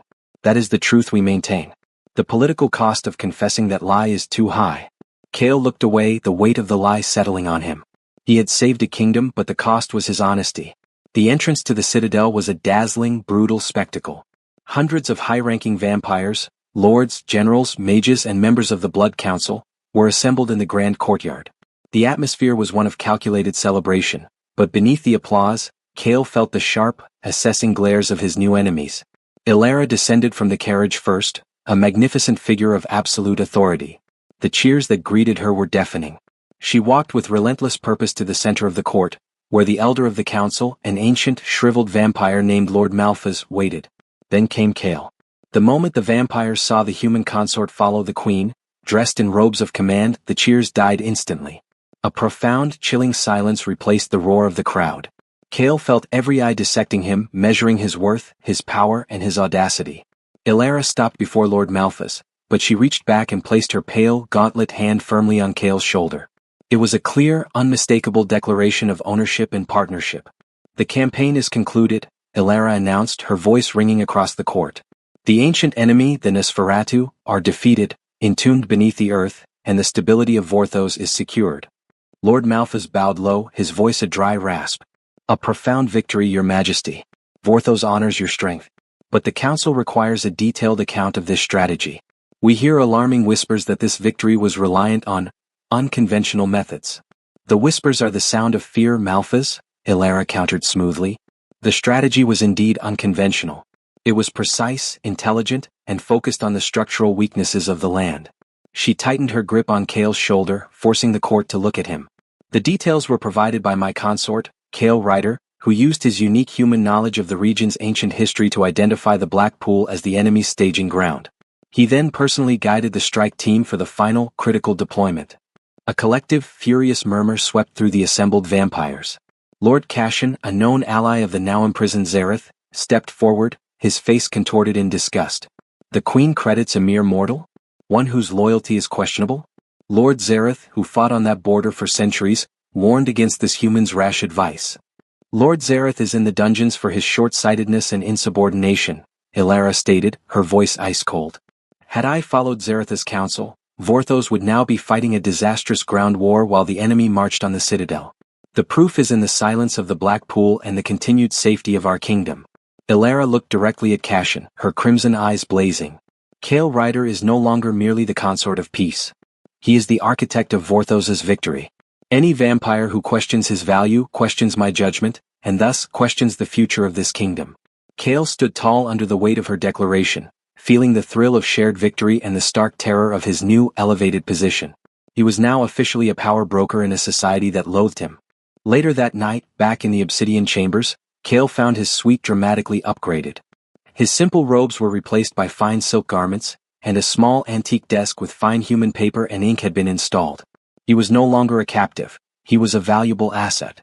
The stone wall slid open. Ilara entered, wearing a simple, flowing black silk robe. She looked less regal but more imposing in her exhaustion. "You handled the council well," she conceded, pouring herself a cup of water from a silver pitcher. "Your protection was absolute, Your Majesty," Kale replied, sitting on the edge of the enormous bed. Ilara walked over and stood before him. "The political battle has just begun, Kale. The council will attempt to seduce you, to discredit you, or to eliminate you in secret. Your survival depends on your proximity to me." She looked at him, her voice dropping to that husky, intimate register Kale had only heard in the field. "You are my weapon, my shield, and my most trusted mind. I will not lose you to their petty politics." She reached out and pulled Kale to his feet, closing the distance between them. "The Warbride requires her consort, Kale Ryder. The price of this victory is that we now belong to each other, absolutely." The weight of the crown, the war, and the mutual secrets had finally broken down the barriers. Their kiss was cold and fierce, a sealing of a pact forged in blood and conspiracy. The war for Vorthos was won, but the war for their survival and their hearts was just beginning. Kale's life in the Citadel transformed overnight. He was no longer confined to his suite. He was the Queen's advisor on mortal affairs, a title that sounded diplomatic but carried the weight of military command. He was granted access to the Citadel's libraries, map rooms, and even the guarded Vorta archives on border defense. His days were a blur of meetings, advising minor generals on restructuring the western frontier defenses, reviewing Lord Cashin's suspicious budget proposals, and working with the arcane mages to refine the Nosferatu attack assessment. Cale's every decision was watched, scrutinized, and often met with thinly veiled contempt by the older vampire nobility. His political survival hinged entirely on his continued proximity to Alara. Their partnership was now defined by the long late-night hours spent alone in the command chambers of the Citadel's tallest spire. These sessions were ostensibly for strategic planning, but they quickly became the most intimate parts of Cale's existence. One evening, Cale was detailing a plan to stabilize the western frontier's economy by using Viridian trade routes. Alara, dressed in a loose, black tunic, sat beside him, watching his hand move across the map. "Your insight into the human need for profit is fascinating," Alara murmured, her voice close. "Vorthosians are driven by power and order. You speak of trade, stability, and mutual benefit." "Vorthos has won the war, Your Majesty," Cale said, looking up at her.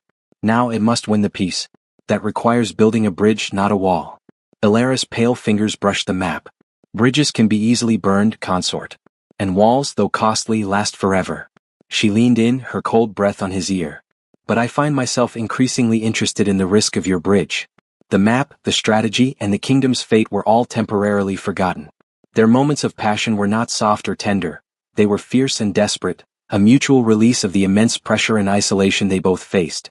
In those stolen hours, Alara shed the weight of the crown, and Cale forgot the fear of his mortality. Despite the political security in his new role, Cale felt a constant, prickling anxiety. He knew Lord Zareth was too ambitious and too powerful to simply rot in the dungeon. One morning, Cale was working in the main strategy archives, reviewing Zareth's old campaign logs, when he noticed an anomaly. A logbook detailing the Citadel's security protocols for the lowest dungeons, protocols that should have been sealed under Alara's direct order, was missing its final 3 pages. The paper was clearly torn, not cut. Cale's blood ran cold. He immediately sought out Varan, Alara's loyal guard. "Varan," Cale kept his voice low. "The final pages of the dungeon security log. They are gone." Was the log officially updated after Zareth's incarceration? Varan, usually unflappable, looked genuinely concerned. "No, consort. The logs were sealed and placed in the Black Vault. I personally oversaw it. If pages are missing, it means someone gained access to the Black Vault after Zareth was imprisoned. Only the Queen or the Elder Malphas hold the primary keys." Cale felt a knot tighten in his stomach. The threat wasn't just Zareth's escape, it was Zareth's network. The general had allies, and they were actively working to undermine Alara's authority from within the Citadel itself. Cale returned to the spire, his focus shattered. He found Alara not in the main chambers but in her private study, a small, dark room dominated by a single floor-to-ceiling mirror framed in carved obsidian. "Your Majesty," Cale began, his voice urgent. "I found something concerning in the archives. Pages from the dungeon security protocols are missing. I believe Zareth's faction is preparing for a jailbreak." Alara turned from the mirror, her expression unreadable. She walked to her desk, her movements slow and deliberate. "I am aware," she stated calmly. Cale stared at her. "You are aware? And you have done nothing?" "The missing pages contain the codes for the secondary perimeter wards. If Zareth escapes, he will unite his forces and challenge your rule immediately." Alara lifted a small silver item from her desk, a simple antique locket. "Zareth's escape is not a threat, Cale Ryder," Alara said, her eyes meeting his. "It is a necessity." Cale was stunned into silence. "A necessity? But why?" "Because, consort, I have stripped Zareth of his rank, but not his support in the council," Alara explained, a chilling strategy unfolding in her voice. "If I execute him in the dungeon, he becomes a martyr, and his loyalists, Cashin and Malphas's faction, will revolt in the name of his honorable service. The civil war would begin now, and Vorthos would be unstable." She walked to Cale and rested her cold hand on his chest. "I must force Zareth to commit the ultimate act of treason, escape and insurrection. If he leads an army against me from the outside, his treason is undeniable, his followers are implicated, and I can crush him and his entire political network in a single stroke, preserving Vorthos's order." She leaned in, her crimson eyes blazing with dark calculation. "I know they have the codes. I am allowing the jailbreak. I am preparing the trap. But Zareth is cunning. He will expect the trap to be physical. He will not expect the trap to be strategic." Alara's lips curved into a cold, fierce smile. "The key to Zareth's destruction is not my army, Cale. It is your mind. I need to know where Zareth will go first. I need you to predict the mind of a vengeful vampire general who has lost everything. Our next move will determine the fate of my throne." Kale felt the weight of her command, and the dangerous thrill of their shared conspiracy. He was now fully immersed in the deadliest Game of Thrones, and his queen was the ruthless architect of the trap. The next 2 nights were spent in a state of hypervigilance, Elara and Kale locked in the Citadel's highest strategy spire. The tension of the impending jailbreak fueled their planning, sharpening their minds against the backdrop of their deepening, forbidden bond. "Where will Zareth go first?" Elara asked, her tone low and demanding. She stood over a map of Vorthos, tracing the major power centers. "He is disgraced. He needs immediate support to legitimize his rebellion." "He has 2 needs, legitimacy and power," Kale replied, leaning over the map. "He will not attack the Citadel directly, that's a fool's move. He needs to rally his base, which is built on the idea of Vorthosian military superiority and contempt for the human peace." Kale tapped 2 locations on the map. "First, he will go to the southern barracks," Kale stated with certainty. "That's where he was publicly humiliated in Chapter 5. His core loyalists are the low-ranking hardline legionnaires there. He will use them to build a temporary army." "And the second location?" Elara pressed, her eyes fixed on his. "The western frontier," Kale continued. "He will attempt to reopen the border to Viridia, provoking a new war. This achieves 2 things. It proves the human peace is a failure, and it forces your hand, Queen Elara, to fight both him and the human forces simultaneously." Elara nodded slowly. "His hatred for the treaty is his weakness. He is predictable." "No," Kale corrected, his eyes meeting hers. "His passion is his weakness. He is driven by rage, not cold strategy. And that rage will lead him directly to his first target, Torvin." Elara looked up, startled. "The gardener? Why?" "Zareth believes I killed Torvin to prove my loyalty to Vorthos," Kale explained. "He knows that act was the final blow to his power. But the murder was staged. Zareth will need confirmation that the threat behind me, your true commitment to ruthlessness, is real. He won't trust the reports. He will try to find Torvin's body near the Moon Garden fountain." "He will find nothing," Elara scoffed. "My mages scrubbed the area clean. The body is in the dungeons, the real dungeons where he will never look." "But he will spend critical time searching," Kale insisted. "That time is our advantage. We use his need for confirmation to buy us time to prepare the ultimate trap." Elara leaned in, her cold palm resting on his cheek. "Brilliant, consort. We let him escape, we let him look for the gardener he thinks you killed, and we meet him where his betrayal can be the most public and undeniable, the southern barracks." The jailbreak was silent, clean, and entirely orchestrated by the Queen. Elara's loyal guards, Varan and Lyra, reported a major security breach at the Black Vault where the log pages were stored, and a hasty escape from the deepest dungeons. Zareth was free. The political tension in the Citadel became thick enough to choke on. Lord Cashin and Elder Malthus publicly expressed their deepest concerns over the Queen's lax security, fully aware that Zareth's freedom was their key to overthrowing Elara. That night, Elara did not come to the strategy spire. Instead, she stood alone in her private chamber, staring into the obsidian mirror. Kale found her there, her armor replaced by a simple, flowing night dress, her eyes heavy with strain. "They believe I am panicked," Elara murmured, not looking at him. "They believe I am hunting Zareth. Instead, I am waiting for him to assemble his forces." Kale walked to her, stepping behind her and placing his hands gently on her shoulders, offering comfort that was both personal and political. "He will waste time at the Moon Garden. He will find nothing and his paranoia will grow. He will rush to the barracks. And when he does," Elara continued, her voice gaining strength, "he will find me. But I cannot fight him on my own terms. My legions will not fight their former general unless his treason is absolute." She turned in his arms, facing him. "I need one more act of betrayal from you, consort. I need to guarantee Zareth's full commitment to insurrection." Kale looked at her, ready for the next dangerous command. "What is it?" "I need you to publicly condemn Zareth as a coward who flees justice," Elara whispered, her crimson eyes intense. "And then, I need you to leave the Citadel, Kale. I need you to lead a small supply caravan towards the western frontier. Zareth will see the vulnerable convoy, assume you are attempting to warn the humans, and will divert his forces to destroy you. He will commit his army to chasing a human, the ultimate act of military folly and treason." Kale understood. He would be the living bait. The most precious target to Elara, used as a lure to draw Zareth into an undeniable, televised trap. "If I am captured," Kale said, the cold truth settling in his gut, "Zareth will not hesitate. He will not kill me quickly. I will not allow it," Elara vowed fiercely, placing her hand on his cheek. "My best legion will be hidden, following your trail. If Zareth touches one hair on your head, they will strike. But you must leave the citadel alone. It is the only way to make the trap look real. Kale nodded, accepting the terrifying price of their shared victory. For the peace, your majesty. I will be your bait. Kale's departure from the citadel was orchestrated with maximum public drama and minimum actual protection. Ilara's plan was simple. Convince Lord Zaratha's network that Kale was fleeing to alert the human border garrisons, making him an irresistible target. Kale, now officially known as the Architect of Victory, made a brief, calculated public appearance in the courtyard, where he loudly condemned Zarath as a coward who had fled justice.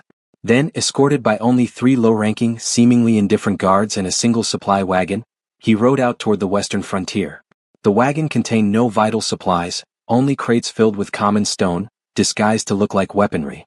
Kale knew his true protection. Ilara's elite legion, led by Varan, was shadowing him, moving through the deep shadows of the Dragon's Tooth range, silent and unseen. The journey was a masterclass in psychological warfare. Kale played the part of the anxious, stressed advisor, constantly looking over his shoulder. The guards, secretly loyal to Ilara, maintained a convincing facade of incompetence, ensuring that any of Zaratha's spies would report a weak, vulnerable convoy. 2 days later, they were deep in the foothills, the desolate, rocky terrain that Kale knew intimately from his youth. The air was cold, and the perpetual twilight of Vorthos created a sense of suffocating isolation. Kale was riding ahead of the wagon when the prearranged signal came. A single, dark feather, the calling sign of Zaratha's former scout unit, dropped from the sky and landed at his feet. "They've taken the bait," Kale muttered to himself, his heart slamming against his ribs. He immediately turned his horse, giving the secret signal to the guards to execute the second phase. Abandonment. "The road is getting rough," Kale announced, his voice tight with feigned fear. "I'll take the quickest path on horseback. You follow with the wagon. I must reach the nearest outpost." The guards, playing their part perfectly, barely argued. Kale urged his horse down a narrow, rocky ravine, a path impossible for the heavy supply wagon. He was now alone, exposed, and exactly where Ilara wanted him to be. Minutes later, Kale heard them, the distant, chilling sound of mounted vampires moving at speed, fueled by vengeance. He rode hard, his focus sharp. He was heading not toward any outpost, but toward the planned ambush site, a wide, flat basin known as the Talon's Claw, a perfect killing ground for a hidden legion. Kale knew he had to appear desperate but not broken. He glanced behind him. There they were. Lord Zarath, on a huge, dark charger, led the pursuit. He was flanked by about 50 heavily armed vampire riders, a mix of his former loyalists and mercenaries. Zarath's face was a mask of pure, murderous rage, his silver armor now dusty and dented from his hasty escape. Zarath spotted Kale and let out a triumphant roar that echoed through the rocks. "The human traitor. Stop him. I will drink his blood myself." Kale spurred his horse forward, adrenaline flooding his system. The distance between them was closing fast. He reached the edge of the Talon's Claw basin and pulled his horse to a skidding halt. He dismounted, pulling the reins free, and smacked the horse's flank, sending the animal galloping away, the final sign of a fugitive abandoning hope. Kale stood alone in the center of the vast, bowl-shaped clearing. He was unarmed, save for a small, useless knife hidden in his boot. Zarath and his riders poured into the basin, surrounding Kale instantly. They were too focused on the prize to notice the unnatural stillness of the surrounding rocky peaks. Zarath stopped his charger a few feet from Kale, his eyes burning with a hatred that could melt steel. "Kale Rider," Zarath hissed, dismounting and drawing his enormous broadsword. "The Queen's pet. You thought you could defeat me with a piece of paper and a lie about an old gardener? You humiliated me. You stole my honor. And now, you will pay for the folly of the Queen's peace." Kale stood his ground, meeting the general's furious gaze. "You failed, Zarath," Kale said, his voice ringing with forced confidence. "You fell for a false collapse and you fell for a rigged jailbreak. You are a fool who would sacrifice the peace to chase a human. The Queen gambled everything on your worthless life." Zarath spat, raising his sword high. "When I send your head back to the citadel, she will be broken and I will seize the throne. The human consort is finished." He brought the sword down in a sweeping arc, aimed directly at Kale's throat. Kale knew this was the moment. He ducked, the wind of the blade rushing over his head. "She gambled on the future, Zarath." Kale yelled, scrambling backward. "And she knows your every move. She knew you would come here." Just as Zarath raised his sword for the final killing blow, a trumpet blast, a clean, commanding sound that spoke of discipline and loyalty, echoed from the surrounding peaks. Varan and Lyra, leading hundreds of Ilara's best legionnaires, rose simultaneously from the rocks, their armor dark against the shadows. They had been waiting, unseen, surrounding Zaretha's forces completely. Zareth froze, his sword hanging inches from Kale's body. He had been expertly boxed in. A figure on a white warhorse rode down the central ridge, obsidian armor gleaming in the twilight. Queen Elara herself. She stopped at the edge of the basin, looking down at the trapped general. General Zareth, Elara's voice was calm yet amplified with power. You fled the justice of my dungeon. You attacked a convoy under my protection. You led a legion of armed rebels against the crown. Your treason is complete and undeniable. Now you will receive the justice you sought to escape. The war for the throne was over. The Warbride had won, and the price had been one terrified human's life. Lord Zareth stood trapped in the Talon's Claw Basin, his rebellion stillborn. His face, contorted by fury and disbelief, was the picture of a general outsmarted by a human and betrayed by his own predictable rage. Queen Elara. Zareth roared, his voice thick with a final desperate plea. This is a setup. You forced me to flee. I acted only to protect Vorthos from this human parasite. Elara surveyed the scene from the ridge, her position of power absolute. Her gaze was cold, unmoving, and utterly lethal. Your rhetoric is tired, Zareth, Elara stated. Your treason is not. You attacked a convoy under my protection, violating the first law of the Vorta Code. You attempted to start a civil war. You are no martyr, you are a criminal. She nodded to Varan, who immediately signaled the surrounding legions. Zaretha's riders, seeing the overwhelming numbers and the queen's uncompromising stance, dropped their weapons. They were beaten before the first blade was raised. Zareth, however, was not finished. He turned his eyes of fire from Elara to Kale, who stood only a few feet away, covered in dust but resolute. Then I take the price of your folly, Warbride? Zareth screamed, launching a final, frenzied attack toward Kale. He knew he couldn't kill Elara, but killing her precious consort would be his last act of vengeance. Kale saw the attack coming, but he was exhausted, slow, and unarmed. He braced for impact, knowing this was the end. But before Zaretha's sword could travel half the distance, Elara's form blurred. She descended the ridge with impossible speed, not on horseback but using her pure Vorta strength, and landed directly between Kale and the charging Zareth. The impact was bone-jarring. Elara met Zaretha's massive broadsword with her own, the clash of obsidian on silver ringing like a death knell. She deflected his blow, her armor absorbing the shock. Zareth, fueled by desperate rage, pressed his attack, but Elara was cold, controlled power. The duel was swift and brutal. Elara fought not with anger, but with the focused strategic precision Kale had come to know. She did not seek to wound, she sought to disarm and incapacitate. With a final, crushing blow, she sent Zaretha's broadsword spinning into the air, and then struck him hard in the head with the pommel of her own sword. Zareth collapsed, unconscious. Elara stood over him, breathing heavily, the entire basin silent save for the ragged sound of Kale's gasping breaths. She looked down at Zareth, then turned slowly to Kale. She walked to him, her eyes scanning his body for any injury. Finding none, she placed her gauntlet hands on his cheeks, her cold touch a startling comfort. You are safe, she whispered, a low, fierce statement that was meant only for him. She then straightened, turned to the assembled legions and raised her voice, making a declaration that would change Vorthos forever. The traitor Lord Zareth is defeated. His rebellion is crushed and order is restored. She paused, then walked back to the center of the basin, standing over the unconscious general. I have listened to the whispers of my council and the foolish advice of my former general. I have learned a costly lesson. Vorthos requires more than simple strength to survive. It requires vision and adaptability. Elara looked directly at Kale, summoning him forward to stand beside her, in the literal shadow of her triumph. This is Kale Ryder, Elara declared, her voice ringing with indisputable authority. He is the architect of our victory over the Nosferatu. He is the strategist who predicted Zaretha's every move. He is the voice of the new future of Vorthos. She reached out and dramatically removed the mantle of Consort of Peace from his shoulders, and replaced it with a heavy, obsidian cloak, the black velvet embroidered with subtle crimson Vorta runes, a garment of high command, not diplomacy. Henceforth, Kale Ryder is no longer the mere Consort of Peace. By my decree, he is named the High Strategos of the Crown and first advisor to the Vorta Queen, Elara pronounced. His rank is second only to the Queen. His word is law, second only to mine. Any who challenge his authority challenge the crown itself. Let this be the vow of the Warbride. Vorthos will rule with both Vorta strength and mortal wisdom. The declaration was met with silence, followed by a slow, rumbling cheer from Elara's loyal legionnaires, which quickly spread through the captured rebels, cementing Kale's new, untouchable position.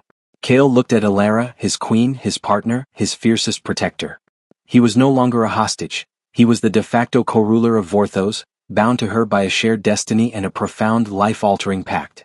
The war was over, but the work of integrating a human mind into the heart of a vampire kingdom had just begun. The return to the Citadel was the most difficult journey Cale had ever undertaken. The victory over Zareth was absolute, yet the silence surrounding Elara and Cale was heavier than any battle cry. Zareth's remaining loyalists were cowed but not eliminated.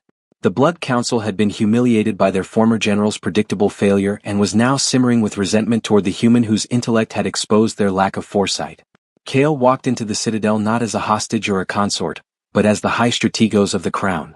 He wore the obsidian cloak proudly, but every step echoed with the weight of hatred directed at him. The first official event was the Vorta Council Assembly.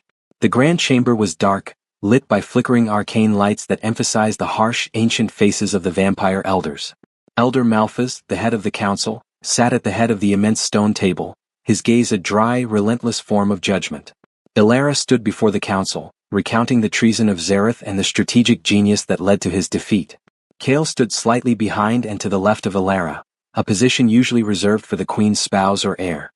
The war against the Nosferatu and the civil disturbance of Zareth are concluded, Elara announced. Vorthos is safe, thanks to the vision of my High Strategos, Cale Ryder. Malphas cleared his throat, a sound like gravel grinding.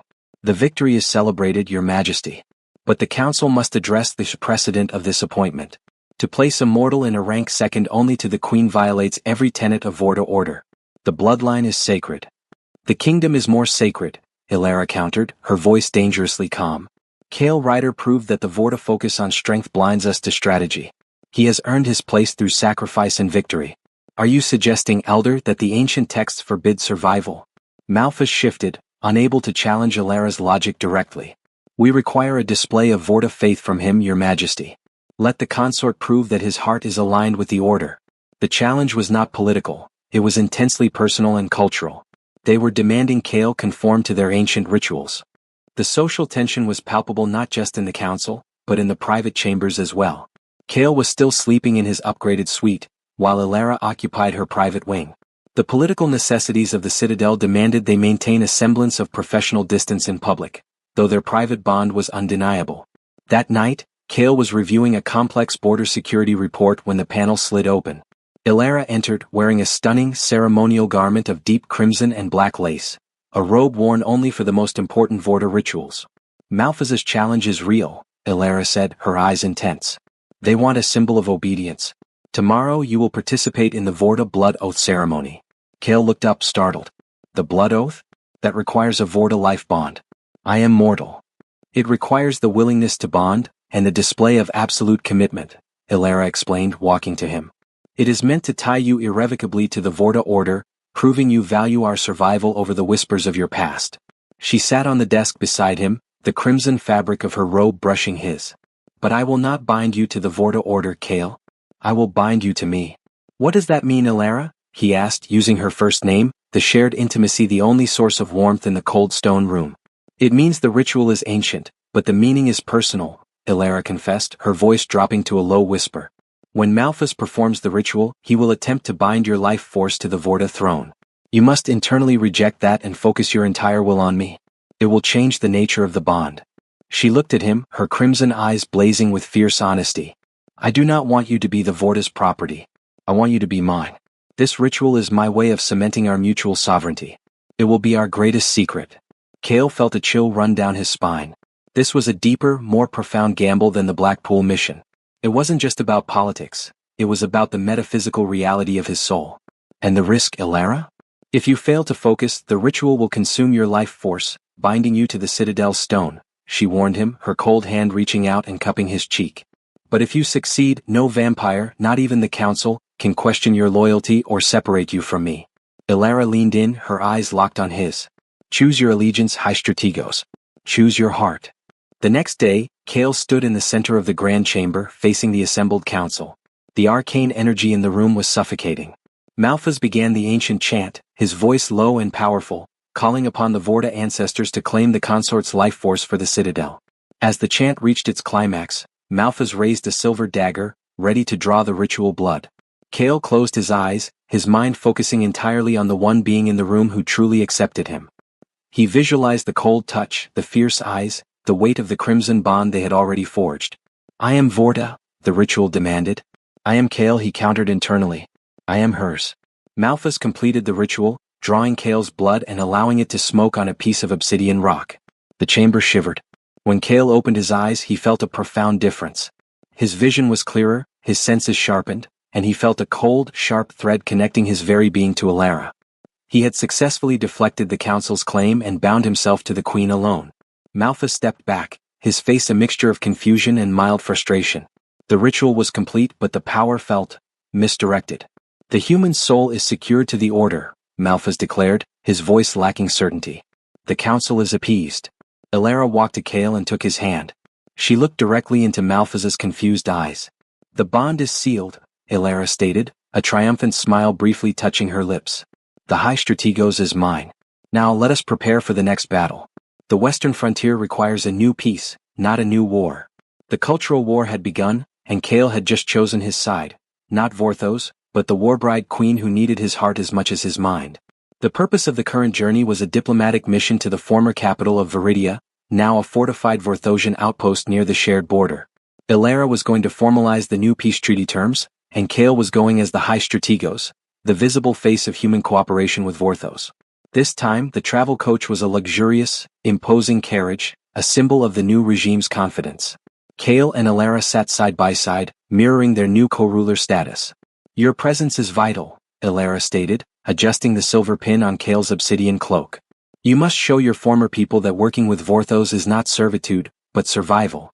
They will see me as the ultimate traitor, Kale countered, his voice grim. I traded my sovereignty for my life, and now I arrive draped in the enemy's colors. They will hate me more than they hate you. Good, Alara said, her eyes flashing. Their hatred for you will solidify their fear of my power. And fear, Kale, is the foundation of a lasting peace. When they arrived at the former Viridian capital, the scene was tense. The city was quiet, guarded by Vorthosian legionnaires. The only Viridian representative was Councillor Lyra, a distant relative of Kale's, and the highest-ranking human official still in power. She was known for her fiercely independent spirit and her deep sorrow over the loss of the kingdom. Kale and Alara descended from the carriage. The few assembled human citizens watched in chilling silence. Kale was acutely aware of the weight of the moment, the conqueror and the collaborator side by side. Councillor Lyra approached them. She was dressed in the traditional faded blue and silver of Viridia, a deliberate contrast to Kale's dark Vorta robes. She bowed stiffly to Alara, then stood straight, refusing to acknowledge Kale. Welcome, Queen Alara. Lyra's voice was cold, sharp with grief. We have prepared the hall for the treaty signing. Alara nodded imperiously. Lead the way, Counselor. And greet my High Strategos, Kale Ryder. Lyra's eyes finally turned to Kale, and the expression she held was one of profound, utter contempt. It was a look that shattered Kale's carefully constructed defenses. I greet Kale Ryder, Lyra said, her voice dripping with irony. The man who traded his crown for a coat, and his people's honor for a queen's bed. Kale felt the sting of the public humiliation, but he held his composure, meeting her gaze with all the political strength he had gained. I stand here to guarantee your future, Counselor, Kale stated, his voice steady. The war is over. I secured the peace. You secured slavery, High Strategos, Lyra spat back, using his title like a curse. You killed your own kind for the queen's favor. Do not forget Sergeant Elias, who died by your political hand. Your peace is built on blood and betrayal. Alara's eyes narrowed at the mention of Elias, but she remained silent, allowing Kale to fight his own battle. Sergeant Elias was a deserter who failed his oath, Kale countered, twisting the lie they had fabricated for Torvin. I chose the life of 1,000 over the life of one. Your continued defiance risks all. My defiance proves we still have a sole consort, Lyra finished, using the lower, discredited title. She then turned her back on him and led Alara toward the treaty hall. Kale stood alone for a moment, absorbing the hatred. The Vorta blood oath had secured his place in Vorthos, but it had irrevocably severed his last tie to humanity. The treaty negotiations were brutal, with Lyra fighting Kale point for point, using her knowledge of the human economy to challenge Vorthosian overreach. Kale, however, was prepared. He had anticipated every one of her moves, using his Vorta knowledge to protect Viridian interests. He was their enemy, but he was also the most effective defender they had. Late that night, after the negotiations had stalled, Kale found Alara in their shared chamber. Lyra is strong, Alara admitted, unclasping her heavy belt. She fights you as fiercely as Zareth did. You are effective, but this personal animosity is slowing the peace process. She hates me because I betrayed the ideal of human resistance, Kale said, standing at the window, staring out at the silent, conquered city. Elara walked up behind him, her cold hands wrapping around his waist. She hates the illusion of betrayal. You did not betray them, Kale. You saved them from extinction. You must make her see that. How? Kale asked, leaning back against her firm, armored body. She sees the obsidian on my back, not the human in my heart. You must show her the consequences of continued warfare, not the rewards of peace, Elara whispered, resting her head on his shoulder. Lyra believes she has allies among the remaining human resistance groups. She is corresponding with the last pockets of rebels in the northern wastes. Kale turned in her arms, his eyes scanning hers. How do you know? I know everything that happens in the conquered territories, High Strategos, Elara said, a dark smile touching her lips. This is my kingdom. Tomorrow, present Lyra with the evidence of her communication with the rebels. Offer her a choice. Join the peace or face the consequences of treason. Kale felt a chill. This was the moment where he had to become truly ruthless, using his intimate knowledge of his own people against them. It was the final price of his commitment to Elara and the peace. I will do it, Kale said, accepting the dark necessity. I will break her defiance. For the peace. He looked at Elara, seeing the cold command in her eyes, but also the fierce, possessive need that bound them together. He was a creature of two worlds, accepted by neither, but desperately needed by the Warbride Queen of Vorthos. The final negotiation session was scheduled for the dead of night, Vorthosian style. But Kale decided to confront Counselor Lyra privately, an hour before the formal meeting. He found her alone in the small study allocated for the Viridian delegation, staring out at the grim, conquered city. She turned as Kale entered, her face hardening with contempt. Have you come to boast of your queen's superiority, High Strategos? Or perhaps to adjust my collar? I have come to offer you a choice, Lyra, Kale said, walking toward the desk. He placed a small, folded piece of parchment on the polished wood. It was a copy of the communication record Elara had given him. Lyra's encrypted messages with the rebel factions in the northern wastes. This is a record of your communication with the northern waste rebels, Kale stated, his voice flat. Your promise to supply them with resources and a coordinated uprising date. Lyra's composure shattered. She snatched the parchment, reading the damning evidence. Her eyes flashed with desperate fury and defeat. How dare you, Kale?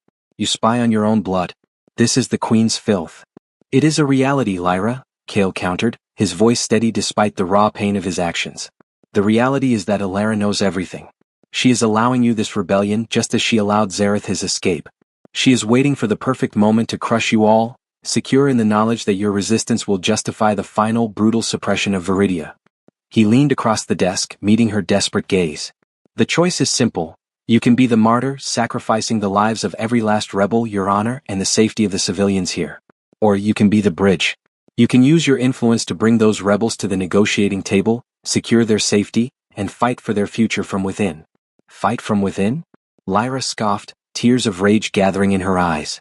You mean kneel in your Vorticloak like you? You call this life? I call this survival. Kale roared, finally letting his own frustration show. I secured a future for your people by ensuring Vorthos' survival. I killed the Nosferatu to save your lives. I risked my soul in the blood oath to bind myself to the one person who could guarantee our continued existence. I am draped in obsidian, yes, but only because it is the strongest armor to protect your future. Kale took a shuddering breath, his voice softening with painful sincerity. Look at me, Lyra. I am a captive, a co-ruler, a pawn, and a strategist. But every piece of leverage I gained, every secret I kept, every lie I told, it was all to ensure that your children and the children of the Northern Wastes do not end up in the Black Pool. I am the traitor who secured the peace. I am the cost. He picked up the rebel communication document. The final negotiations are in an hour. When you walk into that room, you will not talk about war. You will talk about amnesty, provisions, and agricultural autonomy. You will leverage the threat of the rebels for concessions, knowing you can deliver them to the peace table. You will use your defiance for good, not for death. Lyra stared at the parchment, then at Kale's pleading, defeated face. She saw not the high-ranking Vorta official, but the idealistic young man who used to pore over ancient history books in the Viridian library. The sheer, overwhelming sacrifice he had made was undeniable. And if I refuse? Lyra whispered. Then I will present this parchment to Elara myself, Kale said, his voice cold. And she will crush the northern wastes before dawn. She needs this peace, but she requires Vorthos' stability more. Don't force her hand, Lyra. Don't force mine. An hour later, Kale watched from his position beside Elara as Counselor Lyra walked into the negotiation hall. She was pale but her spine was straight. The negotiations began. Lyra didn't plead for concessions, she demanded them. She didn't speak of Viridian weakness, she spoke of the imminent threat of unpacified territory, and the need for Vorthos to buy long-term loyalty.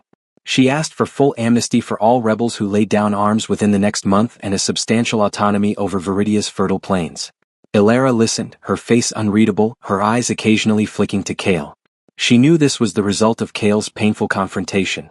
The terms are demanding, Elara finally said, her voice smooth. But the stability of the Western territories is paramount. The peace is granted. Amnesty is confirmed.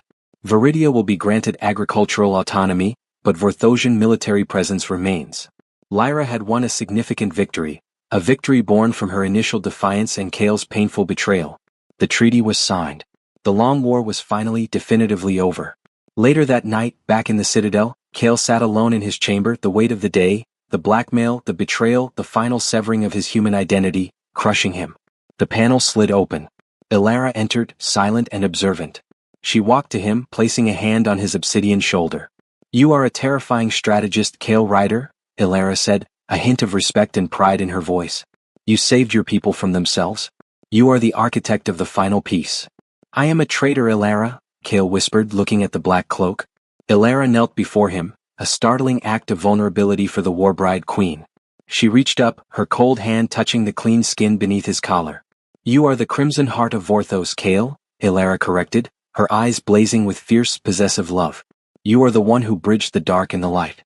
You are the only person who can stand in two worlds and secure them both. You are mine and I am yours." She pulled him into a fierce, cold embrace. The war for the throne was over. The war for peace was won. And the unique, impossible bond between the Vorta queen and her human strategos was forever sealed. 5 years had passed since the collapse of the Black Pool and the final defeat of Lord Zareth. The Citadel no longer buzzed with the fearful whispers of political intrigue. It hummed with the slow, difficult work of integration and peace. The name Kale Ryder was no longer a curse in Viridia, nor a scandal in Vorthos. He was the High Strategos, a formidable, necessary power. His policies, focused on fair trade, agricultural autonomy for the human territories, and shared defense against external threats, had brought a stability neither Vorthosian strength nor human rebellion could achieve. The peace was cold, but it was lasting. Kale stood on the highest spire of the Citadel, his obsidian cloak moving in the chill air. He was no longer the frail human hostage. His body was lean, hardened by the constant pressure of command. He looked down at the sprawling, dark city.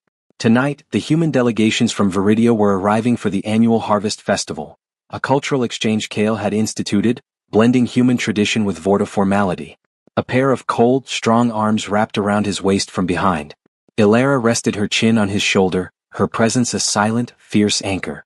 She wore a simple, elegant black gown, her crimson eyes reflecting the lights of the city. "Your human festival is causing undue cheerfulness in the lower sectors," Elara murmured, her voice laced with amusement. "Lord Malphas is apoplectic. He claims we are dissolving the sacred Vorta order." "Tell Lord Malphas that the sacred order is now preserved by a stable economy and full supply chains," Kale replied, turning in her arms to face her. "He can complain to the budget committee." Elara laughed, a rare musical sound that Kale cherished. "I love your contempt for their hierarchy, my strategos." Their bond was now a public accepted fact. The Vorta blood oath had permanently linked their destinies, and their efficiency as a ruling unit was undeniable. Elara had become the queen who understood the long game, ruling with patience and strategy rather than just brute force. Kale had become the power who was fearless in the face of ancient authority, knowing his queen's loyalty was absolute. "Lyra's delegation is arriving tonight," Elara reminded him, her gaze sharpening. "She still despises the Vorta, but she respects the peace." "She respects us," Kale corrected gently. "She knows the price we paid. She knows that every human concession we won was paid for with my constant vigilance." Elara lifted her hand and touched Kale's cheek, the coldness of her skin still a familiar, grounding sensation. "Do you regret the price, Kale? Do you regret the trade?" Kale looked into her ancient, fiercely beautiful eyes. He had lost his former life, his people's initial respect and the comfort of warmth and sunlight. But he had gained a purpose greater than a kingdom, and a love deeper than any human could offer. "I regret nothing," Kale vowed, leaning in to kiss her, a kiss that was no longer desperate or fearful but possessive and deep. I am the Crimson Heart of Vorthos. I chose survival. I chose the future. And I chose you.